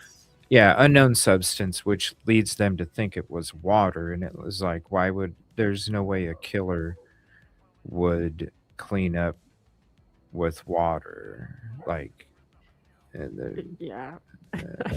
There's just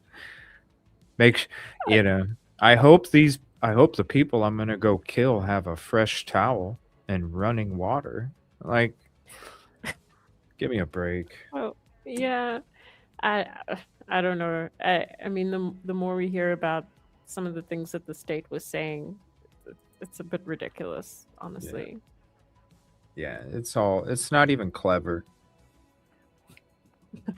Quantum Funk had a lot of questionable rug related messages on social media. She had access to rugs. She called her dad about rugs. Oh yeah, that's why there had to be a cleanup, get rid of all the drugs. And I mean, I'm sure once we start getting into these interviews, we haven't gone into them yet. We took a break for almost a year from the case after the plea deal. We were both kind of spent, and so we're going to be getting back into it with some fresh eyes too. Not something that's kind of around with the social media as such, the opinions. We get to kind of form our own because we're what's a word for it? We're like uncorrupted. Yes, we're bringing fresh mind Yeah. to it. Yeah. With focus from the beginning. Mhm. When you were out in Moscow, did you see any extra cams in there? There was another close. Well, I did get footage of all, and I'm trying to remember. I know when I was out there, yes. So any of the cases that I work on, and over the last few years, 3, 4 years or so, probably I think we've worked on just physically, not behind the scenes with digging into stuff, because there's a lot of cases that I work on that I'm supplying information for families and things like that, or digging into stuff, documents, things like that for families. But one of the things that I do when I physically go out to a location to work is the first thing I do automatically is do a surveillance sweep. Um, whether that be the scene of the crime or notable routes. As soon as I get there, number one, surveillance.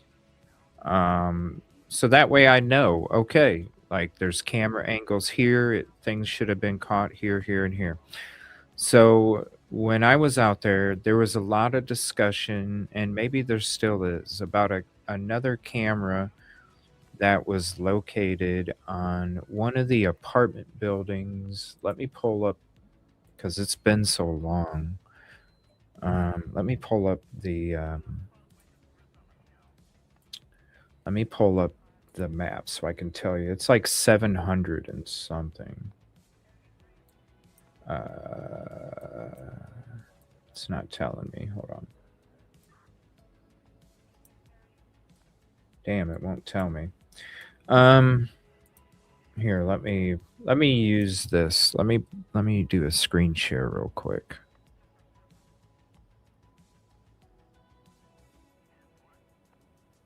Okay. So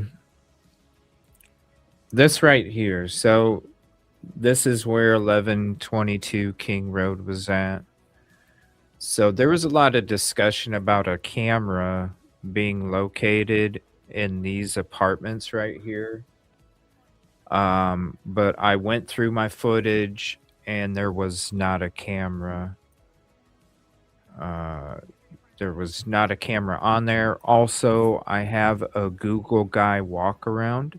Let me share that link with you guys. Let me look that up real quick, because what I did is, in the very beginning, like I said, we were covering this from the first day. Actually, the first news report that happened, we covered it on that live stream that morning. I did a lot of walk around with the Google, and so I got a lot of the different time periods, whether it was before the crime or the recent.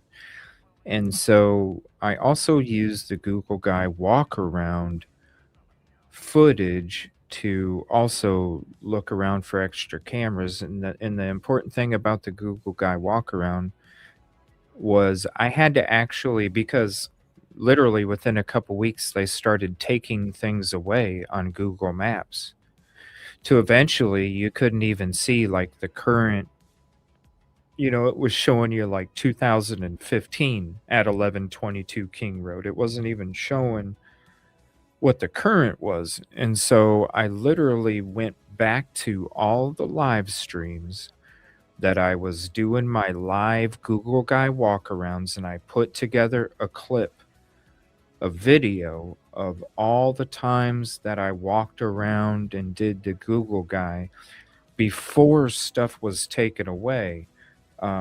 That way, we had that on file still too. So let me look that up and I can drop the link for you. So if anybody does have any, I do have the footage of, we uploaded the nighttime, some of the footage at nighttime. For the PI memberships, we do have some of the footage of the daytime, which you would need if you want to look for cameras and such. It's 4K. So if you are a member, you get the 4K RAW, which if you want to take screenshots, you'll be able to zoom in clear as shit and see stuff. When it comes to the regular Streamyard streaming it, that's where Streamyard lacks at the video quality when you're like sharing a YouTube video or a video file. The clarity is just not, you're not going to see it on a live stream. That's why if you are a member, you'll be able to see it clear as shit, 4K, 5.3K, and the screenshots. I mean, you can literally sleuth like a mother with those screenshots. But I do have the videos for regular as well. You could just really just search it in the search bar. I don't have specific links for it. And I can't find this Google Guy walk around for some reason. I typed it in Google and it's not popping up. Let me see if I have it. But when it comes to other cameras, no. There was no other cameras. I'm trying to look for it too. There was no other cameras. And we went through all that stuff. Because when I went out there, and then probably the next couple weeks after that, when I made it back home, we dug into the footage a lot, and there was nothing that was extra. Because trust me, I was looking for other cameras. I even did the route that BK took according to the PCA and exposed all the different cameras that would have caught him, not just the handful of them that they had for the trial. There was so many freaking cameras, it was ridiculous. So yeah, I did a total security fucking sweep of everything out there, everything, whether it was Pullman or Moscow. But no, there was not another camera. Now, from what Steve G said, you would think there would be a camera. With what Steve G said, where he said the camera caught them walking into the house and getting dropped off. Either there would have been a camera here at 11:26 or a camera over here. I checked my footage, went through the Google Guy walk around. There was no camera over here. So the only camera Steve could have been talking about was here. But when I went through my footage and the Google Guy walk around and dug through it, there was no camera on 11:26. The only reason that I thought there was because Steve said that he got it from law enforcement, that was on video. And now that we're starting to see the stuff that's coming out, it's pretty freaking obvious that he was being lied to about a lot of shit that didn't exist. And so that's why I'm saying today, when I'm being asked, is there another close camera? I have to say no. in my opinion. With everything that I've dug it into multiple times, with any of the surveillance for any of this part specifically, no, no, I do not.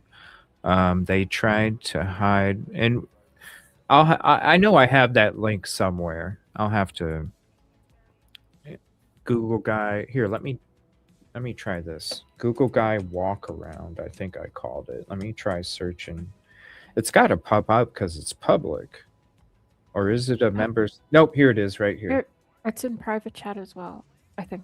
Unblurred, right? Is that Mhm. is that what it is titled for you, Rosie? Unblurred? Google guy walk around or whatever. Here, let me here's the link. So you guys definitely save it into your Idaho 4 playlist because like I said, once stuff started disappearing, I was like, damn, I need to go back to my old shows and I need to put some clips together. Since they want to take it away, go ahead, take it away. We still have it. We still have it. So there's the link for that. And here, let me go ahead and share this, and then we'll just let it play in the background while we're talking here. Let me see here. They tried to hide the hair twice. Let me see. Trace evidence. I know, it's just crazy. Like, so disrespectful to leave it. Yeah. To leave it. To call it debris number one, and then to try and just dismiss it. Here, let me bring it up full screen for you guys while we're playing this in the background. Oh, hold on. And let me get rid of this. There you go. So there's the video file for that. It's just old clips from shows from the beginning when I was doing walking around. Like I said, we were covering it from the very beginning. These are clips from like the first week or so of the crime taking place. Exploring different time periods. You'll see the dates in the upper part of the screen on the actual full version, not through here. Let me see here. Go back to these. Let's see. People should ask themselves, not crazy after seeing them. Remember, they sent cleaners in before. Yeah. Yeah, they were getting ready. They had the tarp up above the door and everything. The truck backed up. They were all standing outside having cigarettes, chit-chatting, and then they walked inside to get started, and then all of a sudden Ann Taylor shut that shit down.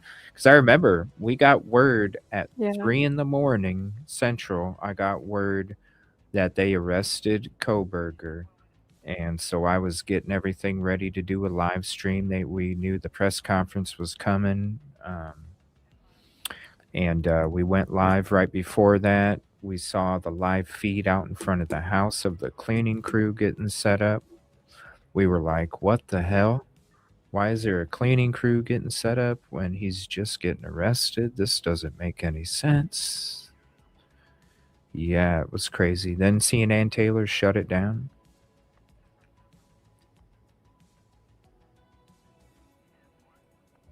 Yeah, that's one of the main things, like I know you've mentioned it, but one of the main things that just makes everything about Ann Taylor so weird at the moment.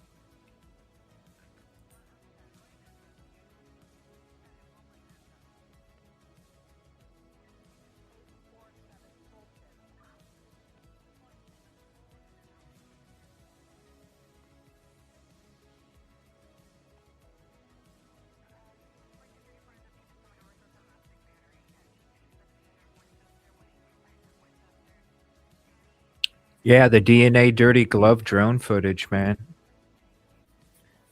That was from the very beginning, too. Yep. Yeah, thank God. Thank God that they couldn't take this away, you know? The Google guy walk-arounds. Now, I have the original files. But yeah, I mean, stuff like that, like you can see how close things are. It's, when you're not able to have the opportunity to be there, I can only take you there so close. I can tell you my experiences, my opinions, the emotions, the feelings, the thoughts, the footage, but it's stuff like this that also helps too, because when it's taken away, it's taken away, and it's always good to have like this stuff on file. What's up, Leslie and Billy? Good Sunday morning to you as well. Thank you for hopping in. Let me see here. Was there a camera on any of the street poles? No. 1112. 1112. And when it comes to the street polls, I do not recall, but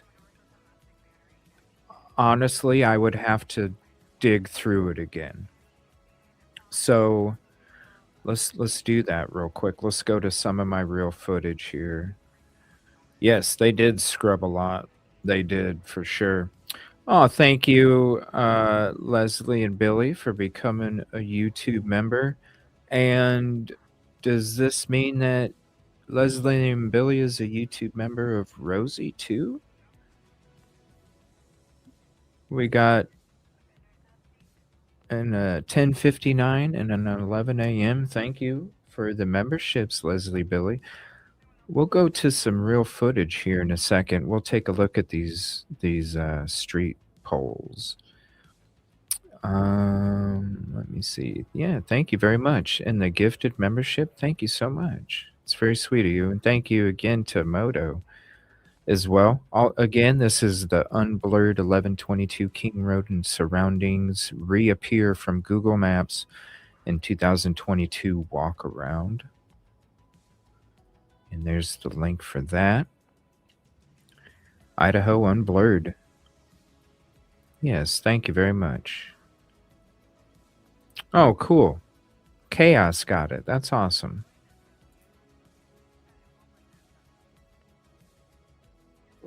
All right, so let me let's see if StreamYard will allow me to do it, because it has issues showing video files. It doesn't want to work right. So let me give me 1 second, because I need to go to some real footage here. Now again, StreamYard doesn't have a really the video screen quality is just horrible, so you want the 4K 5.3K raw footage. That's why I uploaded the raw footage as well, so really you can tell the difference. Let me pull up and see if it'll actually work. 1 second. Let's see here.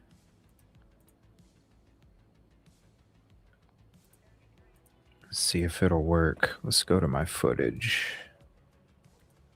Let's take a look at some street polls real quick. I don't think there was, because I could have swore I really just dug in, especially around the surrounding areas, and I'm pretty sure I would have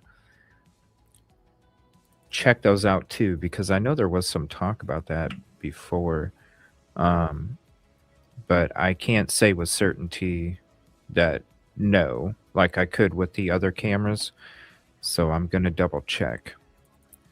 Let's see, Idaho 4. Okay, videos, PCA route. Let's check.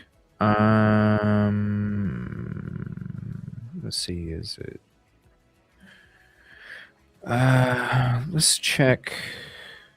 Let's check this one first. Let's check this one first. All right. It's not showing, is it? Is it showing the video? It's not showing the video, is it? It's still messed up. Son of a... let me go to my members. Let me go to my members. Hold on. Let me go to my member videos, and I'll just play a little bit of it. Hold on. Oh yeah, I forgot we got... Let's see, where's it at? Excuse me. That's at night. Let me see here. Is it this one? Hold on. 40. Sorry, I'm trying to like... Where's the frickin'... I gotta see what file it is here, because I thought it was... I want to make sure I get the right one.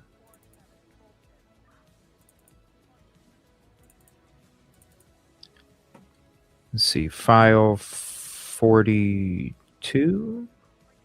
File 42...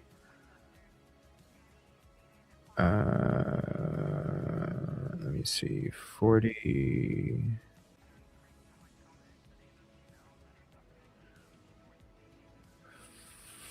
.42, file 51, 41. Let me see here. Hold on. I might not have it uploaded yet.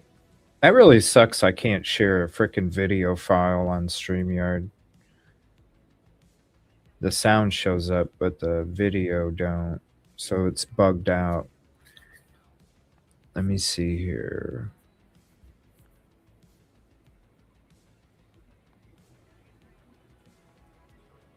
I apologize about the dead air.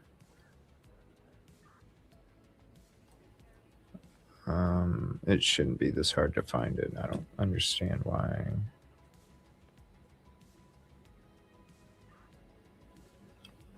Oh my God. Everything just shut off. Hello? Am I still there? StreamYard's blank.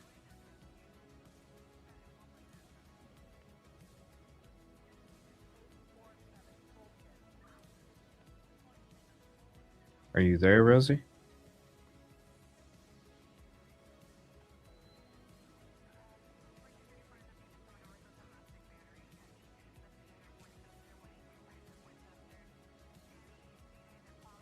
Oh, I'm gonna back out and come back in. I don't know. Give me one second.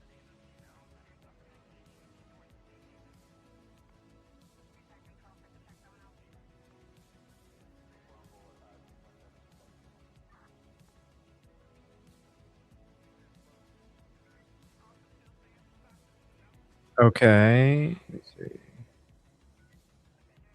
Here, let me get to your comments. I found the video now. Let me see. I have to go. Thank you, Kib Kitty. Thanks for hanging out. I just confirmed everything. Let's see. You can hear me? Okay. I hear and see you. Okay.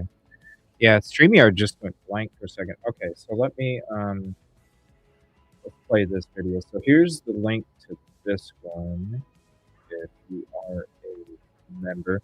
If you, the new tier membership that we have, the EvilleCJ Private Eye, you got access to the nighttime, some nighttime footage of 11:22 at night. This one we're going to be checking out. This is for the regular members.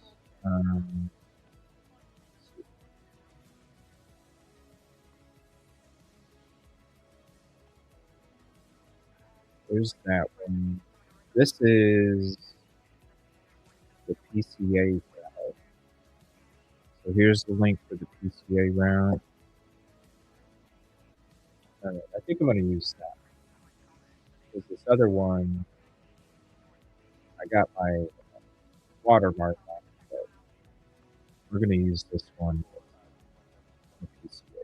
All right. Hey, sorry for disappearing for a minute. I just got back. Oh, you're fine. I can't. It went all weird. Yeah, I was gonna ask. I can't. Your audio is not very clear to me.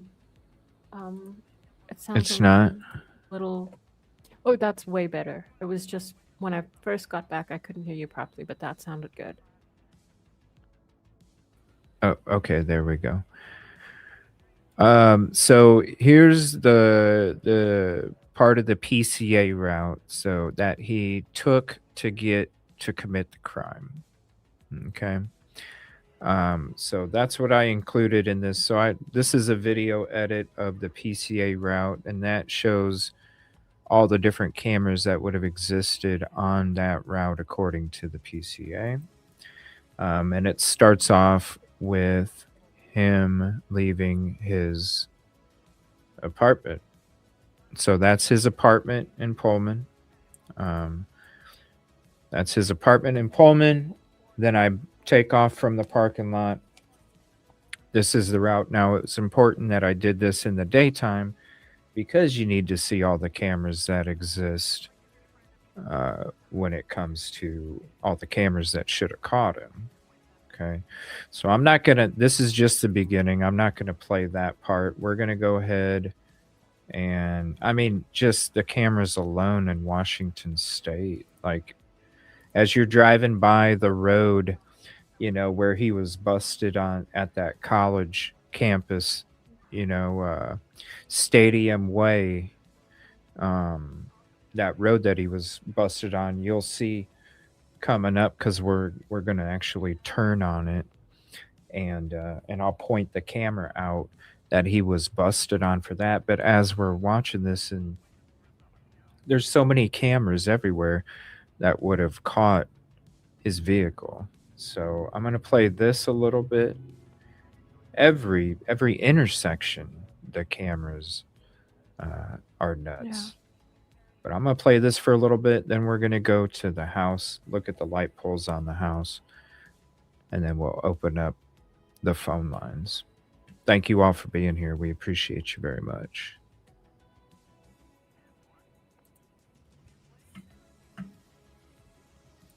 Oh dear, it put me in front. There we go. Oh, here. There we go. Yeah, it's going to be all weird because it bugged out. I was trying to share the actual video file of the footage, but it bugged out, and then it all went blank screen on me. Streamyard. Yeah. So we're on the road that he supposedly left to go commit this crime. Now, I also have another video that I put up there. If the killer lived at Steptoe Apartments and was going to go commit this crime at 11:22, this is the route the killer would have taken if they didn't want to get caught. I did an alternate route and showed that as well. You definitely wouldn't have taken this route, period.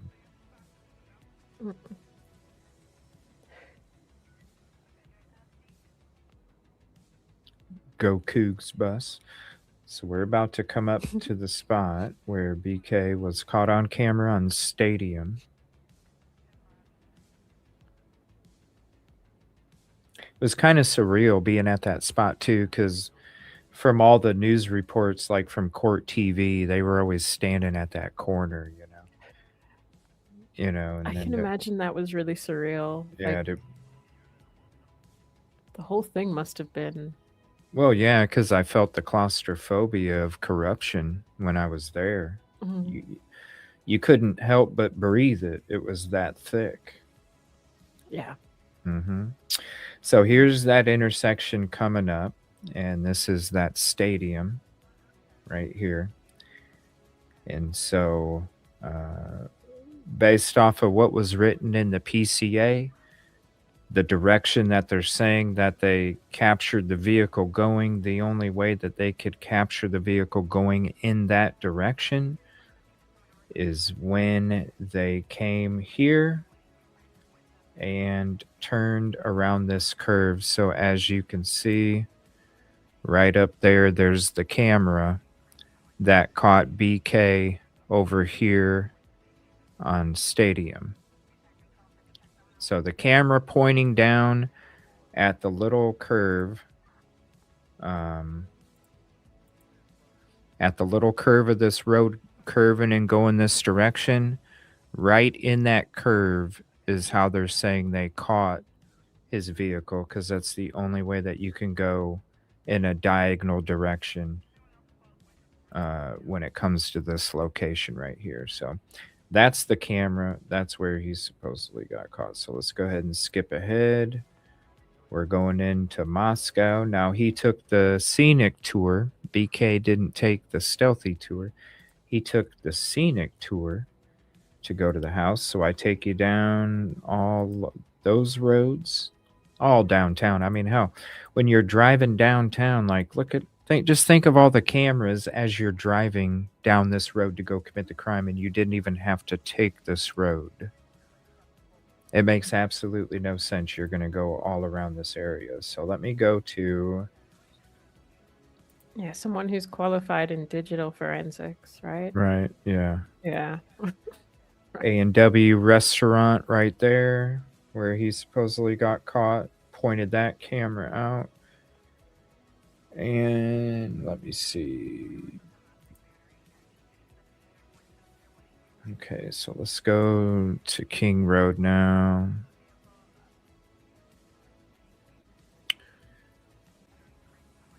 Yeah, we exposed the fog lights back in March of 24 when that doc came out. Actually, I need to share that with you guys, because this video right here, I break down, because this is one thing that's not being talked about when it comes to the vehicle with fog lights. While we exposed the vehicle with fog lights in March 22, we also exposed the vehicle that it was and the vehicle that was missing the night of the crime on the 11/12 footage, because the white Dodge Charger that lives at 1119 King Road was not there the night of the crime, and their vehicle was not on the footage. Yeah. Let me share that. So we got the Google guy. Let me share the Dodge Dart video. And I believe I even showed on the revisit. So this is the revisit a year later. Let me see here. If it's going to let me. It's being weird. Why is it being fucking weird, man? Streamyard is being weird. It's like not letting me.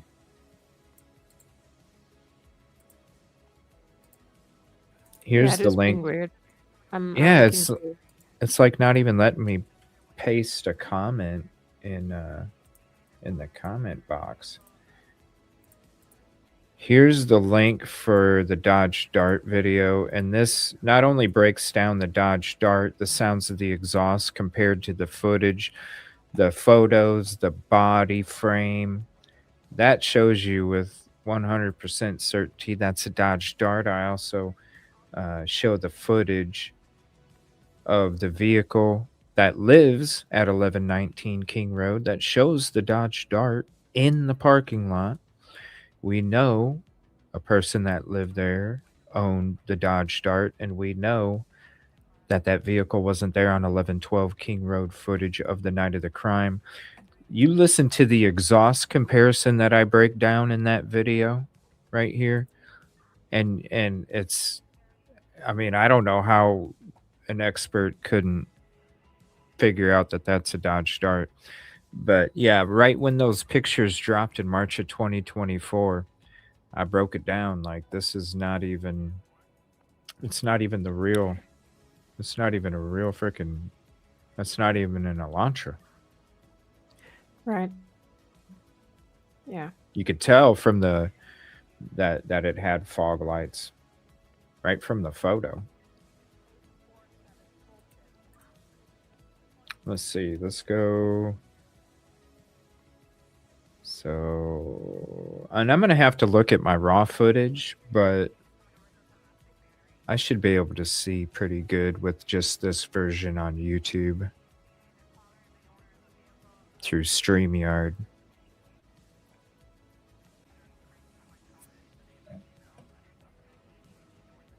Let's see here. Nothing on that one. Nothing on that one. I'll have to look at my raw footage for that light pole. Let me see.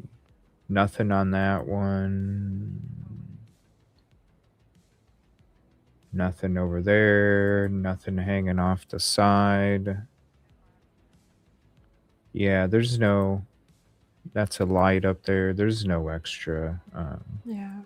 Yeah, there's no extra cameras.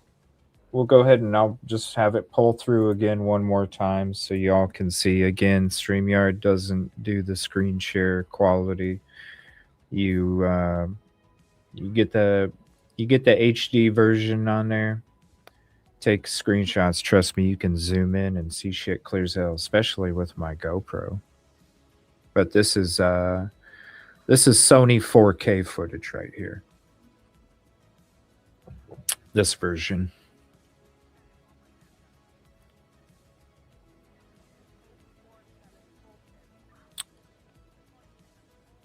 Yeah, I'm not seeing. Yeah. No cameras on those apartments. No camera on that apartment there. Yeah. So there you go. Yeah, right there. All right, so that's that. Yeah, I didn't see anything, but again, you know, if I definitely check it out for yourself because you never know. I might not see it, and you might. Let me see here. And then I want to play. Let's see. So yeah, that's a full breakdown of how it's a Dodge Dart and everything compared into it, even the lights and how they blend in together. Definitely a Dodge Dart. Definitely the person. I think it's the person that lived at 1119 King Road, the one that drove the Dodge Dart, the one that Dylan wanted to cover up because she knew who it was. Yeah, I think. I mean, probably. I'll say lose. It's somebody that lived at the house. It's not somebody that was just visiting. It's somebody that lived at 1119 King Road. That's why I'm surprised that's never been a discussion. Like, I've heard people talk about the fog lights recently. You know, I saw it in March 24. We made a video, broke it down for probably a couple weeks there as we were trying to figure it out. You can go back to the live streams from back then and you'll see the progress that we were all doing and working together. And then I was surprised when I showed people the actual footage that shows that this person does exist there, that their vehicle does park there, that this is where you would have seen it on 1112 King Road footage. And the fact that nobody's has ever really discussed it is kind of crazy because especially like if you watch that breakdown and how I not only break down the body frame, how I break down how low it sits compared to the two vehicles in the screenshots that we were given in March 24. Then I break down the exhaust and how you can hear the exhaust from the video and you hear the exhaust of the other vehicles that I'm trying to show you. Like, this is it. Everything matches up. Like, it's obviously a Dodge Dart. Like, you see the breakdown. I go through everything and I'm like, here it is. And then I show you who lives, 1119 King Road. Like, I'm surprised nobody has really discussed that person and how that vehicle is the vehicle that's leaving the scene of the crime from the proof that we showed. Yeah, if you think about the amount of people that some people like go through and look for these tiny details, and it's just like, why aren't you talking about this though? Like, I mean, I'm not trying to. I mean, listen, the plea deal was the plea deal. yeah, I I know. don't. I mean, yeah, but at the same time, we don't. With the trial, that would have been able to like kind of go beyond what we already showed. But we did what we could do with it. I put it out there. If it doesn't get digested, it don't get digested, and it is what it is. But it's like, what are we gonna do? Like, um, I'm not into doxing. You know what I'm saying? So, Oh no, and no, no, I we know. don't have the evidence or a trial to really point us in. But I'm just saying, in my opinion, because I think we've all felt from the beginning that the car wasn't the car. You know, the car wasn't the car. Yeah, Even before the photos came out in the New York Times article talking about it being a Nissan Sentra initially. So, like, from the very beginning, we all discussed about how it wasn't the same car once he was arrested, but you know, breaking it down and showing once we were given photos, once the video came out on Dateline, you could hear the exhaust of the car. It's like, okay, we're taking these pieces and we're showing you how much even more.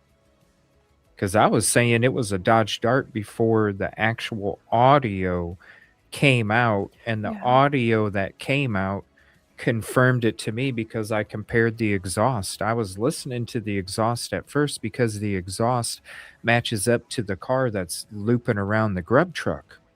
So that's yeah, initially why I was like, "Ooh, that makes sense because I can hear that exhaust in the grub truck." Then when Dateline did their show and put that video clip of the car speeding away, we heard the exhaust, the meaty part of the exhaust, and that's when it's like, okay, now I can show everybody the exhaust matches too. Not only the tail lights, not only the fog lights, not only the low profileness of it, the exhaust as well. And that right there confirmed it. And then you literally have the same car that lives at 1119 King Road that decided not to be on 1112's footage that night during the crime. Just convenient. yeah, yeah. There's a lot that's just convenient, unfortunately. Thank you for the kind words, Leslie and Billy. Trust me, it was like out of the different cases that I've worked on, like that literally was one of the most dangerous. And I was out at Lumber River for Micah Miller. You know what I mean? I was out there like 10 plus times, and that was dangerous. But out there in Idaho, my gosh, that shit was anxiety the whole time. Like the whole Yeah, time. Because it's so I can corrupt there. And imagine. like, at least Lumber River, it's a bigger area. This here, you're in Moscow, Pullman, and there's not shit for hours outside of that. So you really are literally in the middle of nowhere. It's Yeah, you definitely like you feel like like it's obvious like just in the way that day-to-day shit it's like completely different. Like it's so to try and hide that you're not from out there is, I mean, it's crazy. Do you know if they were ever interviewed him as far as interviewed in detail?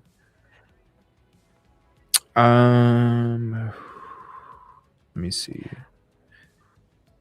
I Who? don't know I'm not about. sure. I'm seeing I if don't know about interviews, but I think I remember reading something about door to door in the days after processing the scene. yeah. You know, they did knock on doors and speak to people. Well, a I lot don't of know if people that weren't counts. talking either. They didn't want to Yeah, I don't. talk. Yeah, yeah. I don't know if that counts as an interview, but they were doing door Yeah. to door. Well, I mean, they sent a lot of the kids home Mm, without interviewing them, so they weren't concerned. They weren't concerned about interviewing anybody. Um, yeah. They weren't concerned about interviewing anybody. Let's see. I recall watching those video clips. Elantra strung together, admitting the ones with fog lights. They shimmed it and did step-toe apartments. that's a to be in Moscow and the headlights heading to step-toe. You always follow your gut. Let's see. Do you think the 4:29 a.m. car is the Explorer? There was are you talking about the Linda Lane? Trying to think. I thought it was a Jeep. I'm trying to, because that, man, I'm going back like this is probably at least 2 years ago, has to be longer. Going through that vehicle like 2 years ago, 3 years ago. No, it was 3 years ago when that footage came out. I thought it was an Explorer. Or not an Explorer, I'm sorry. A Jeep Cherokee, I think. I think it was a Jeep Cherokee. I'm not sure. I'm thinking if we're talking about, I'm thinking Linda Lane. Is that the one?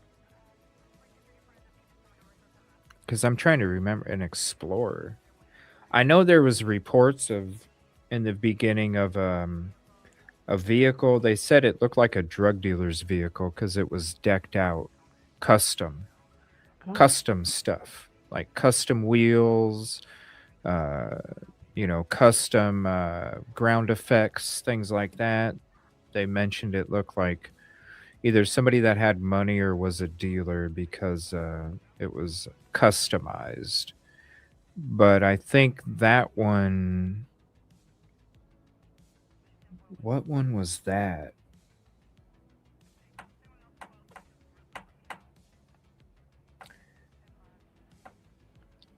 A Lincoln? I'm trying to think. See, shit's so long ago. I know. And so much has happened. Someone requested that I do an audio vid on doors closing when Molly supposedly came to try and catch anything. Yeah, do it. Do it. Yeah. Yeah. Stone does good work. It's a lower bumper. Well, when it comes to that, there's differences in the pavement. And it's not necessarily smooth. So even as you can see on this is actually perfect that we're right here. So you can see as I pull into that road, it's not a smooth slope that goes down. Now, with what you're talking about, how it doesn't show up for a second and then it's there, it's because of that bump. It's not a smooth elevation. That quick bump is going to make it appear that way. Did I turn my phone off or did I rely on GPS around the wide open area? If I was trying to get away with it, if that's what you're asking. But you can see how shaky it is already. And so right around this area is the spot, and you can see it's not exactly smooth. Especially if you're going down the other direction. Now I wonder, let me see. You mean this open area? The route you would have taken if you wanted to get away with it?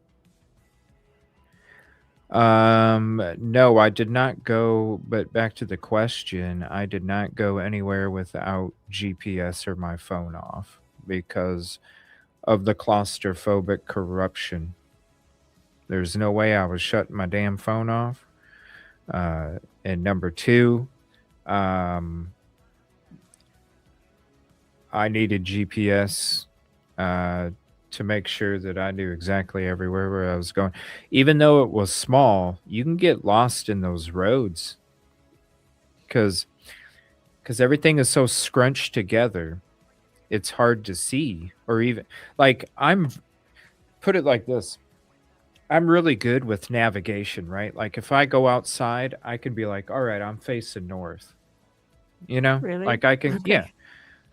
When I was there, I had no idea what direction I was in. Like that's how scrunched everything was, and and the elevation, like because Moscow is kind of going up a mountain, so it's kind of lower, and then it kind of goes up on a hill, mountain type, and so some spots you can't even see that high because you're right next to a slope that's going up. So there was times, yeah, I literally was like, shit, I don't know what direction I'm even going. So definitely had my GPS on. Um, if it wasn't giving me a direction of where to go, I just had it on just to have visual reference of what streets and all of that I was next to because, you know, this was a year after uh, the event took place. You know, you don't know the streets like the back of your hand. You do 3 or 4 years later, but back Yeah. then, I mean, shit, everything's so close. You're like it's, yeah, I had to have GPS for damn sure just to even see like where I was at. Just think about it. Like if you go move somewhere and you're there for a week, you got to kind of, you get lost easy as hell. So you got to have the GPS up. You get lost Yeah. on purpose. You try and find your way back. But with that thing, there wasn't many roads that went out of there either.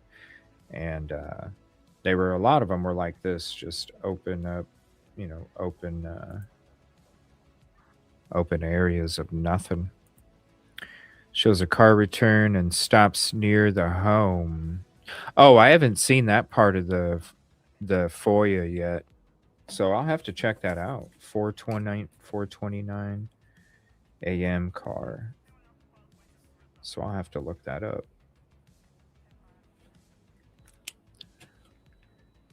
Video clips viewing the scene seems to be heading towards Steptoe. Oh, okay, okay.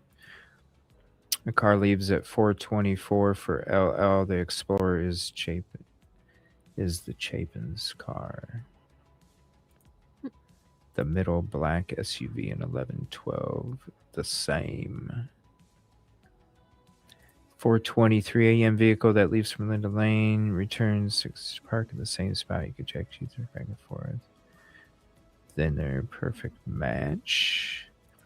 I have a question. Curious if you all can point me in the right direction. I hear all sorts of doors opening and on the audio. Hard to guess which is a car. Yeah, especially in the, yeah, because it's when I went out there too, the sound echo and the travel sound, as well as other things that I was kind of testing out when I was out there. And yes, the Linda Lane area definitely echoes the 1112, 1122 area. It gets lost in the openness. The five-ish time frame, the girl that leaves after the loud boom. Yeah, I haven't seen that. Man, when we dug into Linda Lane, that was like June of 23, I think, July of 23. Yeah.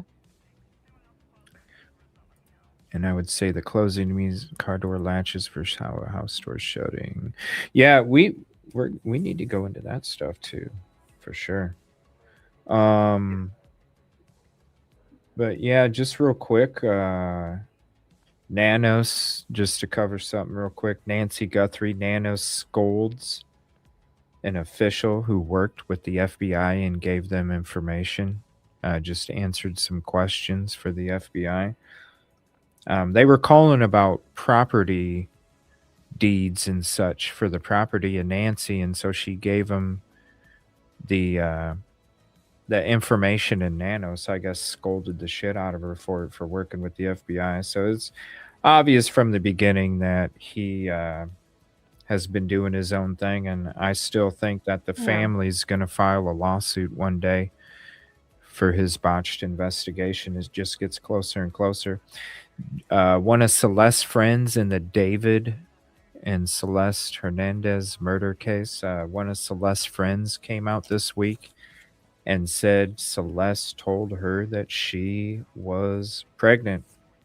So that's an update that came out. Stephen Smith updates in that case, also connecting it with the Murdaugh, Alec Murdaugh. The conviction was overturned. Not that he's set free, because he's still serving time for the financial crimes that he committed and was found guilty on. So it's not like he's walking out, but he is going to get a retrial for the murder of his wife and son. So that was crazy to hear about too, right? But Yeah. if anybody, we covered that case because we were working on the Stephen Smith. We did the boots on the ground for Stephen Smith too. Actually helped get that investigation turned from a accident to a homicide. And when it comes to the Murdaugh, when we saw everything that was going on with that trial, we heard rumblings right after his conviction that he was already planning on getting his conviction overturned and having a new trial. So it was kind of crazy. Like, all of this time goes by and he did it. He got his conviction overturned and he's going to have a new trial. So it's the rumblings from the day he was convicted, and he made it come true. Not surprised. One of the most high-profile lawyers in South Carolina. Yeah, I was just gonna say, like, he understands the law. He knows what to do, so it does make sense. Pulling back into Pullman as we're heading back to Steptoe. So I don't know. Is there any other? I guess I could go through and see if there's any updates from today. But I think one of the biggest things from this week was the stuff that Turvey was saying, and Yeah. this knife sheath and the bed frame and the support for Ann Taylor that I used to have that I don't anymore. Yeah, I think I agree with you. I think that tops the week. I mean, it was a big week for that. And I know that, like, we'd already heard stuff and the book had already come out, but it was very different to hear Turvey actually giving these interviews. Yeah.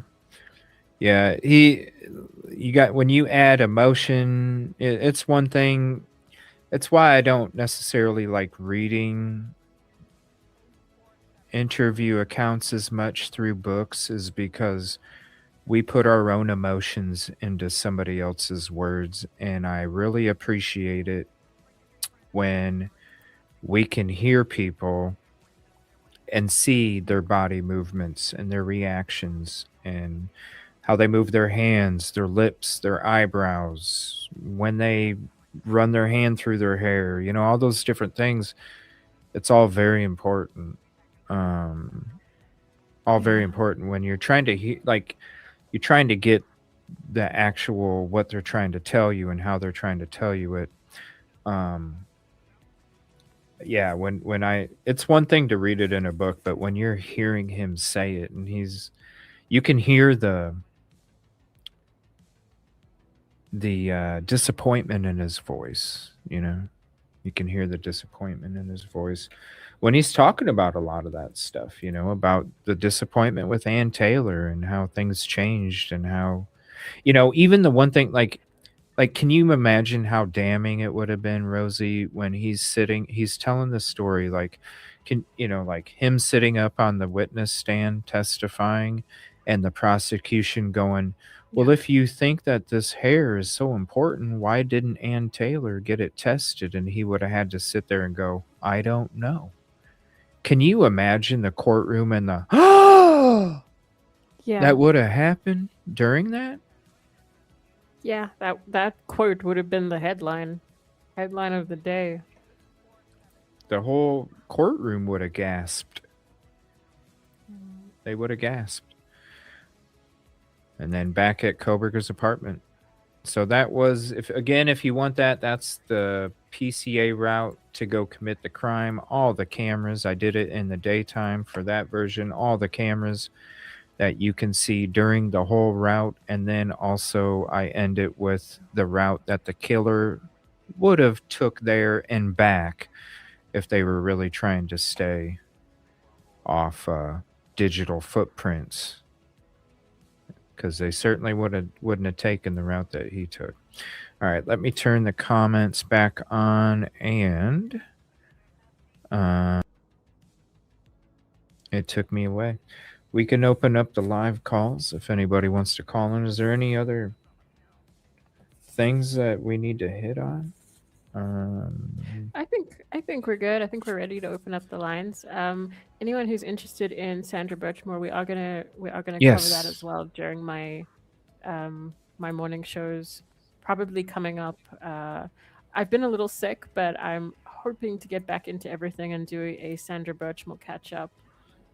I think it's probably going to be on Thursday. It's a case that means a lot to me. Don't worry, it's going to happen. It's going to happen. Yeah. You've been working on that case for the last couple years. Yeah. In the background. And didn't you interview somebody with that? Yes. Like, So I spoke to some locals, and I have 2 interviews with the activists who pretty much like drove the whole case, getting the justice for Sandra Birchmore case. So anyone who follows the case knows about Mizzy or Melissa Berry. I have a really good conversation with her, which we'll also go through. So I'm looking forward to that as well. Yeah. So yeah, I'll definitely have to. I don't know much about that case at all. I mean, I know kind of like Ellen Greenberg's. I know a little bit about it, but not a whole bunch. So that'll be interesting to kind of Yeah, and hear about that. I think it's a good time to get into it because it's extremely similar to Celeste's case in a lot of ways. There's a lot of elements that kind of overlap with that. So the grooming and stuff. Yes, so everything from the grooming to the pregnancy to the age where everything started to the threats to expose the relationship, like so she threatened somebody that she was going to expose the pregnancy and the relationship and such, huh? Yes, so there was she wanted how old was she when she passed away? She was in her 20s, but it had been going on very long, since she was, I think, probably about 12. And she wanted the person who she thought was the father of her baby to acknowledge the baby, sign the birth certificate, and she was making threats to like contact his wife and stuff. And we've since found out that he wasn't the father, but he thought he was. Oh, damn. So he did this thinking he was the father and he really wasn't. Well, then how does that... So that has to affect the... Well, I mean... the process, right? Because... it's still alleged that he did it. He thought so. Right. Okay. I can just see a defense attorney for the cop like hammering that, like this was somebody else's DNA kind of thing. I mean, he was there. Like there's this it's for sure he was there. There's footage. Okay, so yeah, I apologize. Sorry. In the lobby. I'm making comments of a case I don't know much about, so we'll catch you up as well. I apologize. Yeah, but in terms of Celeste, like it started off quite similar. It was a similar age. The only difference was that, I think Celeste was making certain threats earlier on than Sandra. Hmm. Yeah. Well, I'm going to highlight a couple comments here real quick that were left on some videos, and then I'm going to open up the phone lines if anybody wants to call in and chat for a few. So I put those in the beginning of the show. I played the collection of the part 1, 2, 3, and 4 of the short clips that I put when the death grip. I'm discussing the death grip in Ethan's hair. So this was a comment that was left on the part 1 of 4 from Dawn. I cannot help but think about the Delphi victims. One of them had a sister's clump of hair in her hand. Very ritualistic wounds. I do remember because we did cover the Delphi case quite a bit too. I wonder if there are any common details other than this one. So sad. And when it comes to the hair, I'm not sure if they did not test it or, but I don't think they did. But I can't remember for sure. But it's just unfortunate all the way around. Like, if there is evidence like that, then why wouldn't it be tested, Go ahead. Sorry. No, I was agreeing. But one thing that did come out for me from the book, and it wasn't explicitly said. I'm not saying that Whitcomb or anybody was implying it, but it did like kind of ping in my head, like, what if the situation was more ritualistic than we originally thought? Like, it kind of occurred to me because I know we'd heard about it before, but it kind of crossed my mind. It definitely was ritualistic when you look at how the bodies were placed. Yeah. Oh, yeah, definitely Yeah. ritualistic. Yeah. I mean, it's 100% ritualistic with how them bodies were left. Very creepy. Like, that they even had that much time to prop the bodies like that for the Delphi case. Very crazy. Stone says, yeah, that hair was very interesting too. There's a lot of stuff coming out with the Delphi case now. We'll have to have another show on it soon. CC Dot dropped a comment on a video from a few years ago, a live stream that I did, where we started discussing the drug theories. She says, or they say, I was mentioned in an attorney's video. Come back, check what's happening with the case. We're back now. We took a long ass break, but we're back. We're not in the algorithm yet, but we'll get there eventually. By the way, you can help us out for free to do that by liking, subscribing, commenting, and sharing. That'll help us the free way. But I don't know what attorney's video I was mentioned in. So I hope they had nice things to say, and I don't know why I would be in somebody. I don't know. I'm not sure why. This was from part 1 of 4 with the debt grip. Stang commented, this whole case is crooked as fuck. These cops need to be prosecuted because they were involved. Wouldn't doubt if they helped in the unalivings, my opinion anyway. And hey, we were showing Officer Nunez's photo that he took shortly after the crimes took place. That was posted to his Facebook. So I'm not mad.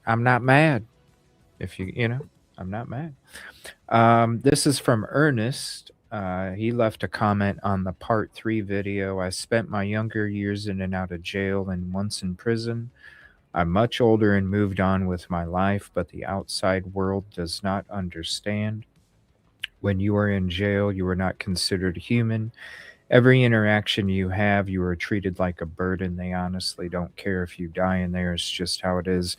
And Ernest, thank you for your comment. He was responding to, in that part 3, I was talking about, um, how like it seemed to me like Ann Taylor just kind of left Brian in the cell and didn't want to try and, like with people that have been hurt their whole life and then they're in that situation, they just need somebody to spend some time with them, and I was like, why, you at least maybe talk soccer with him or something, like make him, get him to the point where he's comfortable to open up and help, he's obviously he was a whole life getting hurt by people. You're afraid, and, Yeah. and so shout out to Ernest. Thank you for your comment on that. And then also, I wanted to share this real quick too. This is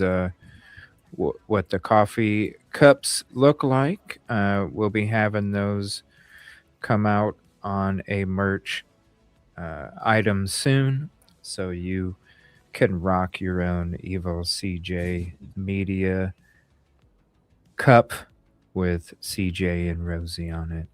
And you will, for anybody that does get one, you will be able to have your custom name, whatever font and color you want to go with it. So it's totally personalized That's for awesome. your cup of coffee that you drink while we're having our coffee during the show. So that'll be coming soon.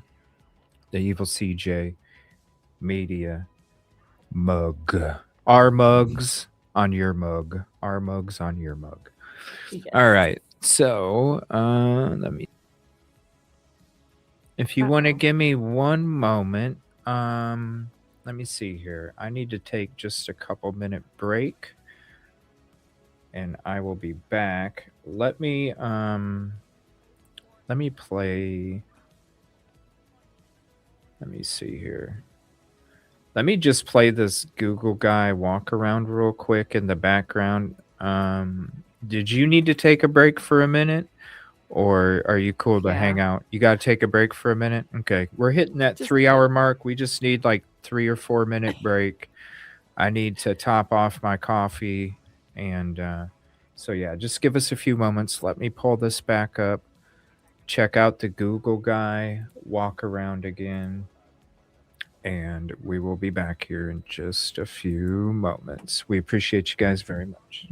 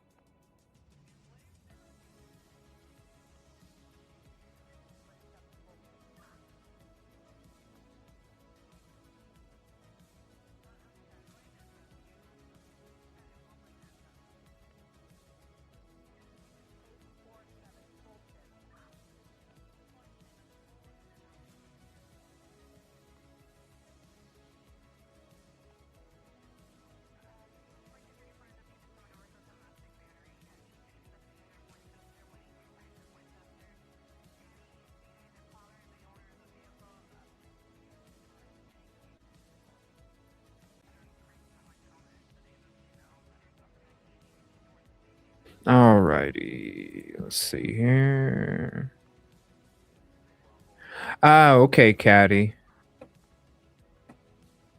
Let me see here. Let me get us back up here. We'll open up the phone lines here. Let me see. What's up, Jay Gallagher? We are doing good. Hopefully you're doing good. By the way, I'll be over if anybody is interested in NASCAR races. I'll be doing some NASCAR racing after the show's done. Let me see here. There we go. Be doing some NASCAR racing after the show's done at the lounge. Ooh, oh wait, I forgot my coffee. I made more coffee and I forgot to hold on, give me 1 second. Crap.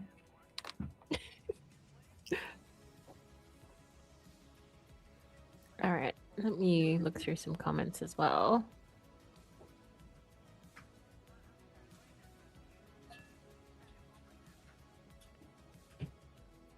We'll see you in a minute.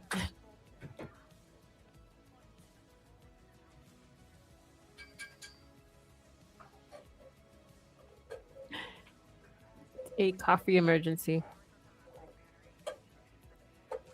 Yeah, I'm ready to. I'm gonna star that so that I can tell CJ straight away.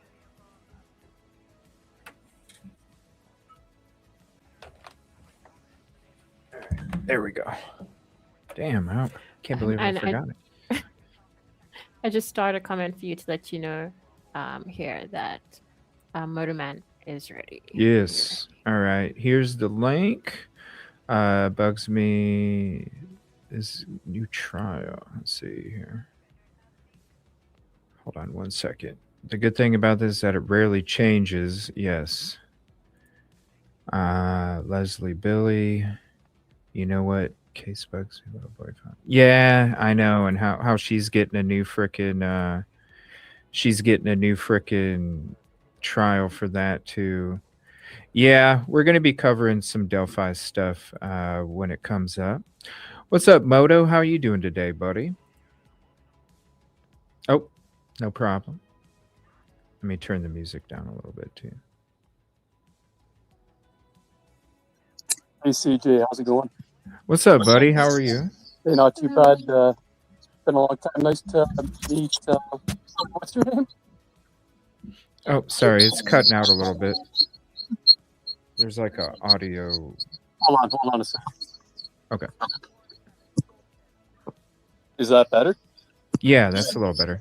Yeah, no, I forgot to turn YouTube off there. Oh, yeah. Yeah, this is Rosee. Hi, Rosee, how are you? Well, thanks, and you? Not too bad. So what's going on, buddy? What do you think about? What do I think about all this? Yeah.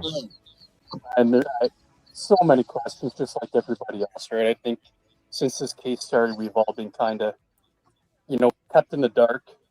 Now that there's been a little light shed, there's a lot to discuss. So, well, we have at least some things that we can discuss now, right? Yeah, I wish we had more, like the trial, but don't get me wrong. I mean, I don't know this case inside and out. I don't know every comma, every period, every exclamation mark in all the documents or anything like that. I'm far from an expert, but I mean, I have been, like many of us, been watching it since its inception. So, yeah, you have. You've been there from the beginning. So, pretty much, with everything that Mr. Kirby has brought to light, do you remember when they came out with this whole stalking theory?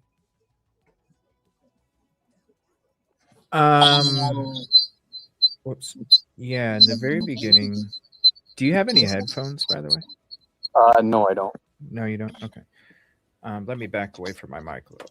So, I remember in the beginning with one of the first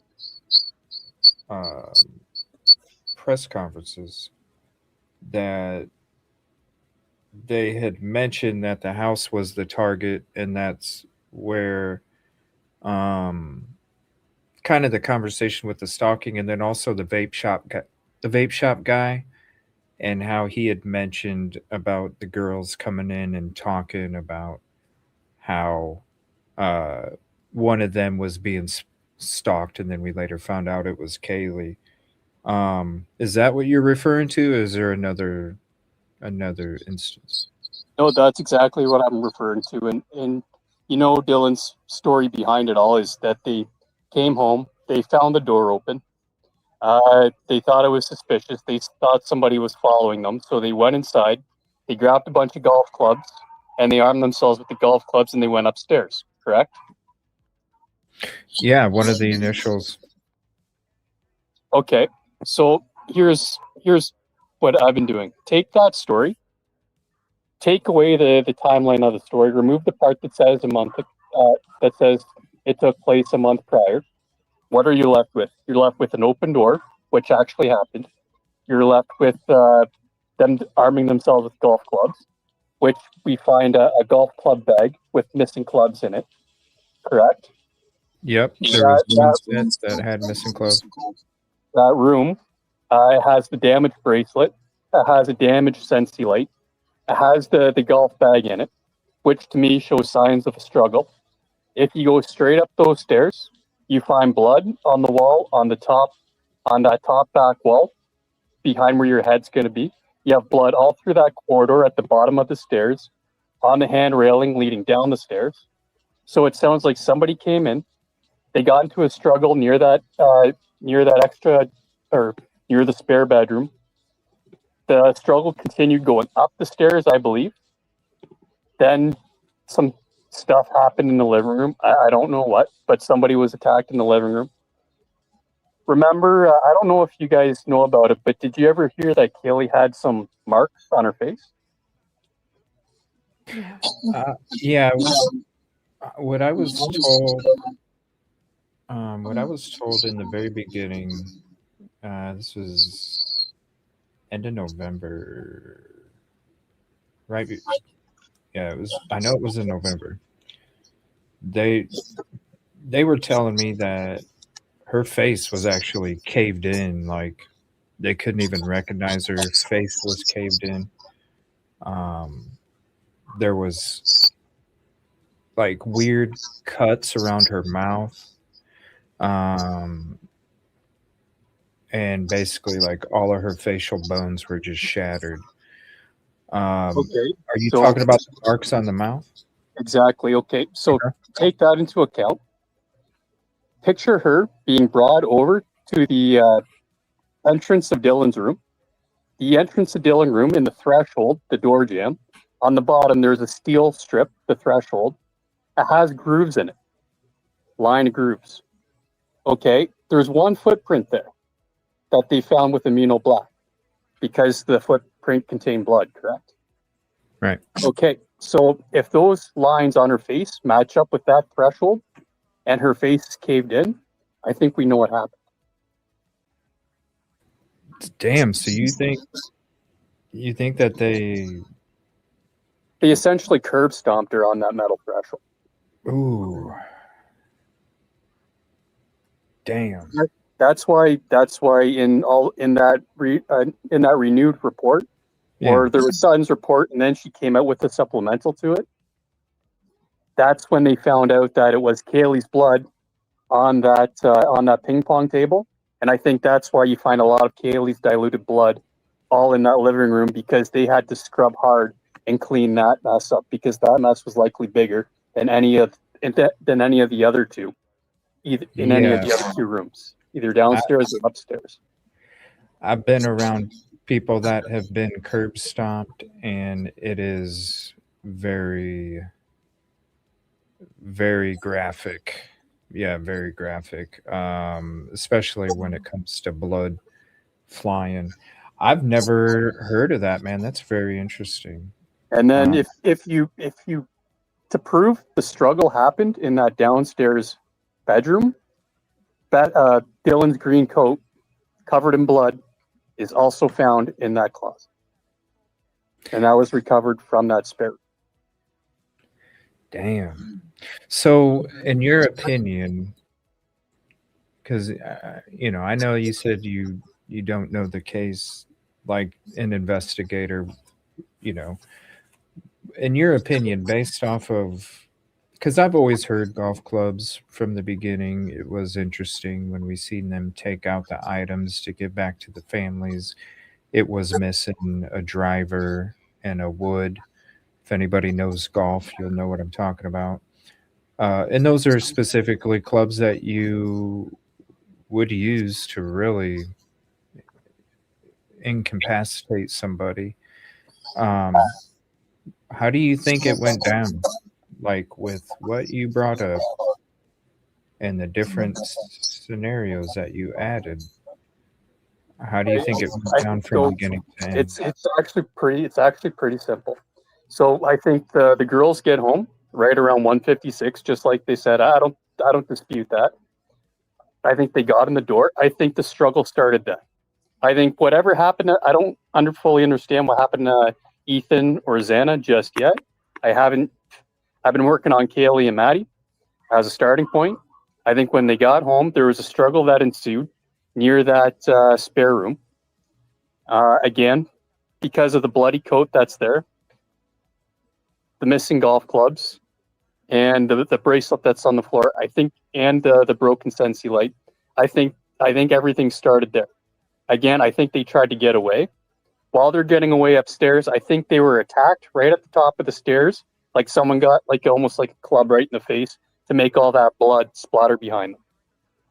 Does it just makes sense in my head, right? Because of the direction and everything, right? And it would be Right. contained in that hallway just because you have that half wall, you have obviously the wall that's on the left-hand side, and then you have that upper portion of the stairwell right directly behind them, and that's where we saw a lot of blood that belonged to Kaylee and Maddie. Then I think there was a struggle that ensued on right as you got into the living room. Because again, you can see that there is blood from Kaylee on that half wall on the other side of the half wall. So I think there was another struggle that continued there. I think it moved over towards the ping pong table. That's why it crashed. It fell. And that's why everything was rearranged on it. Again, I think more damage was done in that threshold of Dylan's door. At that point, I believe they used the shower curtain that was in that spare bedroom or in that spare bathroom that was downstairs on the first floor. I think they wrapped her up in that and carried her up the stairs and then placed her on the bed and then did whatever that deranged lady drew pictures of and posted them right in her bedroom wall. And then she just, happened to draw a picture of a knife on the right-hand side of it. Come on now. Mhm. And you're telling me she has nothing to do with this, or she's... Well, I mean, with your scenario, everything happening not spread out, but in a centrally located area, yeah, she would definitely have to know at that point. That's interesting, though. You think a lot of the action took place in that living room kitchen area. That's interesting. Absolutely. Well, that's the only area that was actually cleaned up, and they proved that it was cleaned up, right? Just the Right. fact that they had to use that amino black to lift any sort of print off of a shoe in that area to see if anything actually happened. So that living room was cleaned. Mhm. And that is pretty interesting, because if you think about the things we've heard recently, I also believe that the first floor hasn't been properly explained.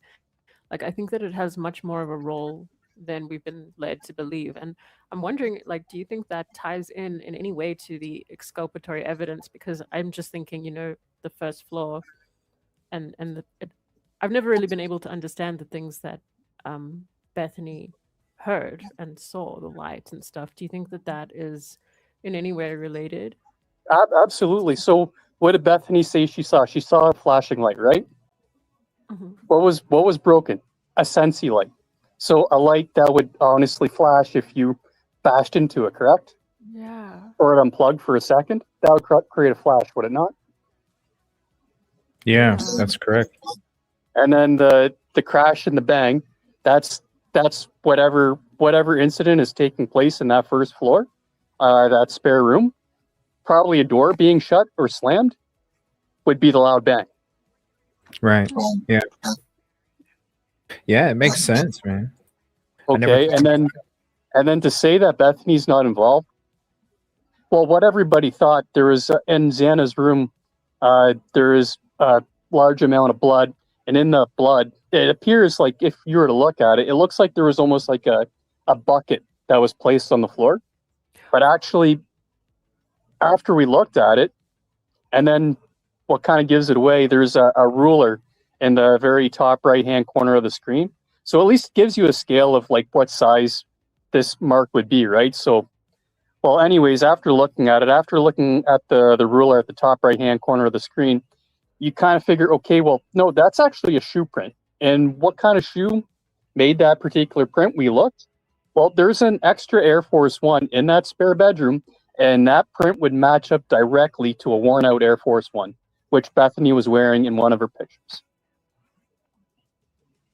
Wow. So that's what you mean by when you made the comment that she has more She has more capability than what it appears. Yeah. Right. Yes, absolutely. Yeah. I mean, and to get back to Turvey's point, what do that 911 call? They all made false statements. If you can place a shoe print that's similar to Bethany's in Xana's room, and to tell you the honest truth, if I was the roommate in that house, after hearing all this, I don't know what capacity these people are involved with her in, okay? I truly don't. But if your shoe print matches a print that's, upstairs in Xana's room, if I was a roommate in that house that morning, I'd be curious as fuck too. I'd probably go up there and I'd probably accidentally step in a pile of blood, wouldn't I? Oh, yeah. Well, I guess I can't say that I didn't see anything anymore, could I? And just to say that if you stepped in a pile of blood, now your shoe prints there in that room, well, guess what? You know full well that your roommate just didn't pass out. Absolutely. Mm-hmm. Right. And you also know that they're going to look at you too, because it's your footprint. Exactly. So you're going to say that you weren't.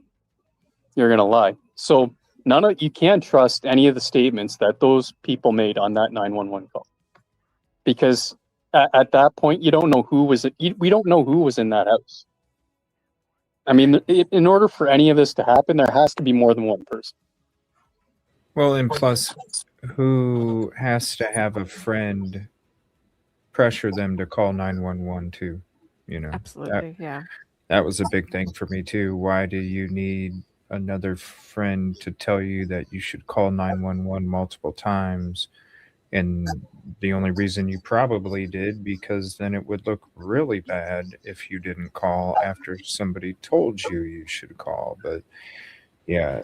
The whole 8 hours and having to have somebody else tell you to call 911, none of that sat right with me either the whole time. So yeah, I mean, it makes sense, man. So I don't know, take it as you will. Again, I'm no expert or anything like that, but I mean, that's just kind of how I'm looking at it right now, personally. I mean, again, I don't know everything down to the exclamation mark, but I don't know. It makes sense in my head. That's how I'm putting it together. Yeah, because we kind of have to do that with this, because it's one of the things that was going to be needed for this trial, was to discuss all of this evidence with common sense. And so now that we're not able to. Well, in Turvey, in his interview, he kept saying, everybody's looking at this in the granular level. Okay, so for instance, you steal a bunch of cookies, and then someone steals a whole bunch of cookies, and then you try to solve the case by looking at one crumb that's left on the floor instead of backing out and looking at the trail. Right? Because we get so hyper focused on these small little tidbits that they release. We forget about the bigger picture here. Yeah, it's kind of like that's how we've become so used to these little crumbs of information that when something comes out, we read into it whether we should or shouldn't. So I understand what he was saying there. And I think everything that you're getting at is really interesting. I mean, I'll keep saying it as well. I think that the bottom floor has been hugely overlooked. So Well, that is very interesting. it like I'd like to see more. Personally, I'd like to see more detail of the like tub and all that sort of stuff. I don't know, because in order to do any of this, in order to you'd have to wash up afterwards, right? Because we know that there's no evidence leading outside of the house after that, as far as we know, or as far as we've seen in any of the reports. There's nothing that says what happened on the exterior of the house, so we don't know if the people left with bloody clothes, or they washed up before they left. We don't have any details on any of the drains, anything like that. All of that just seems to be, gone in the wash.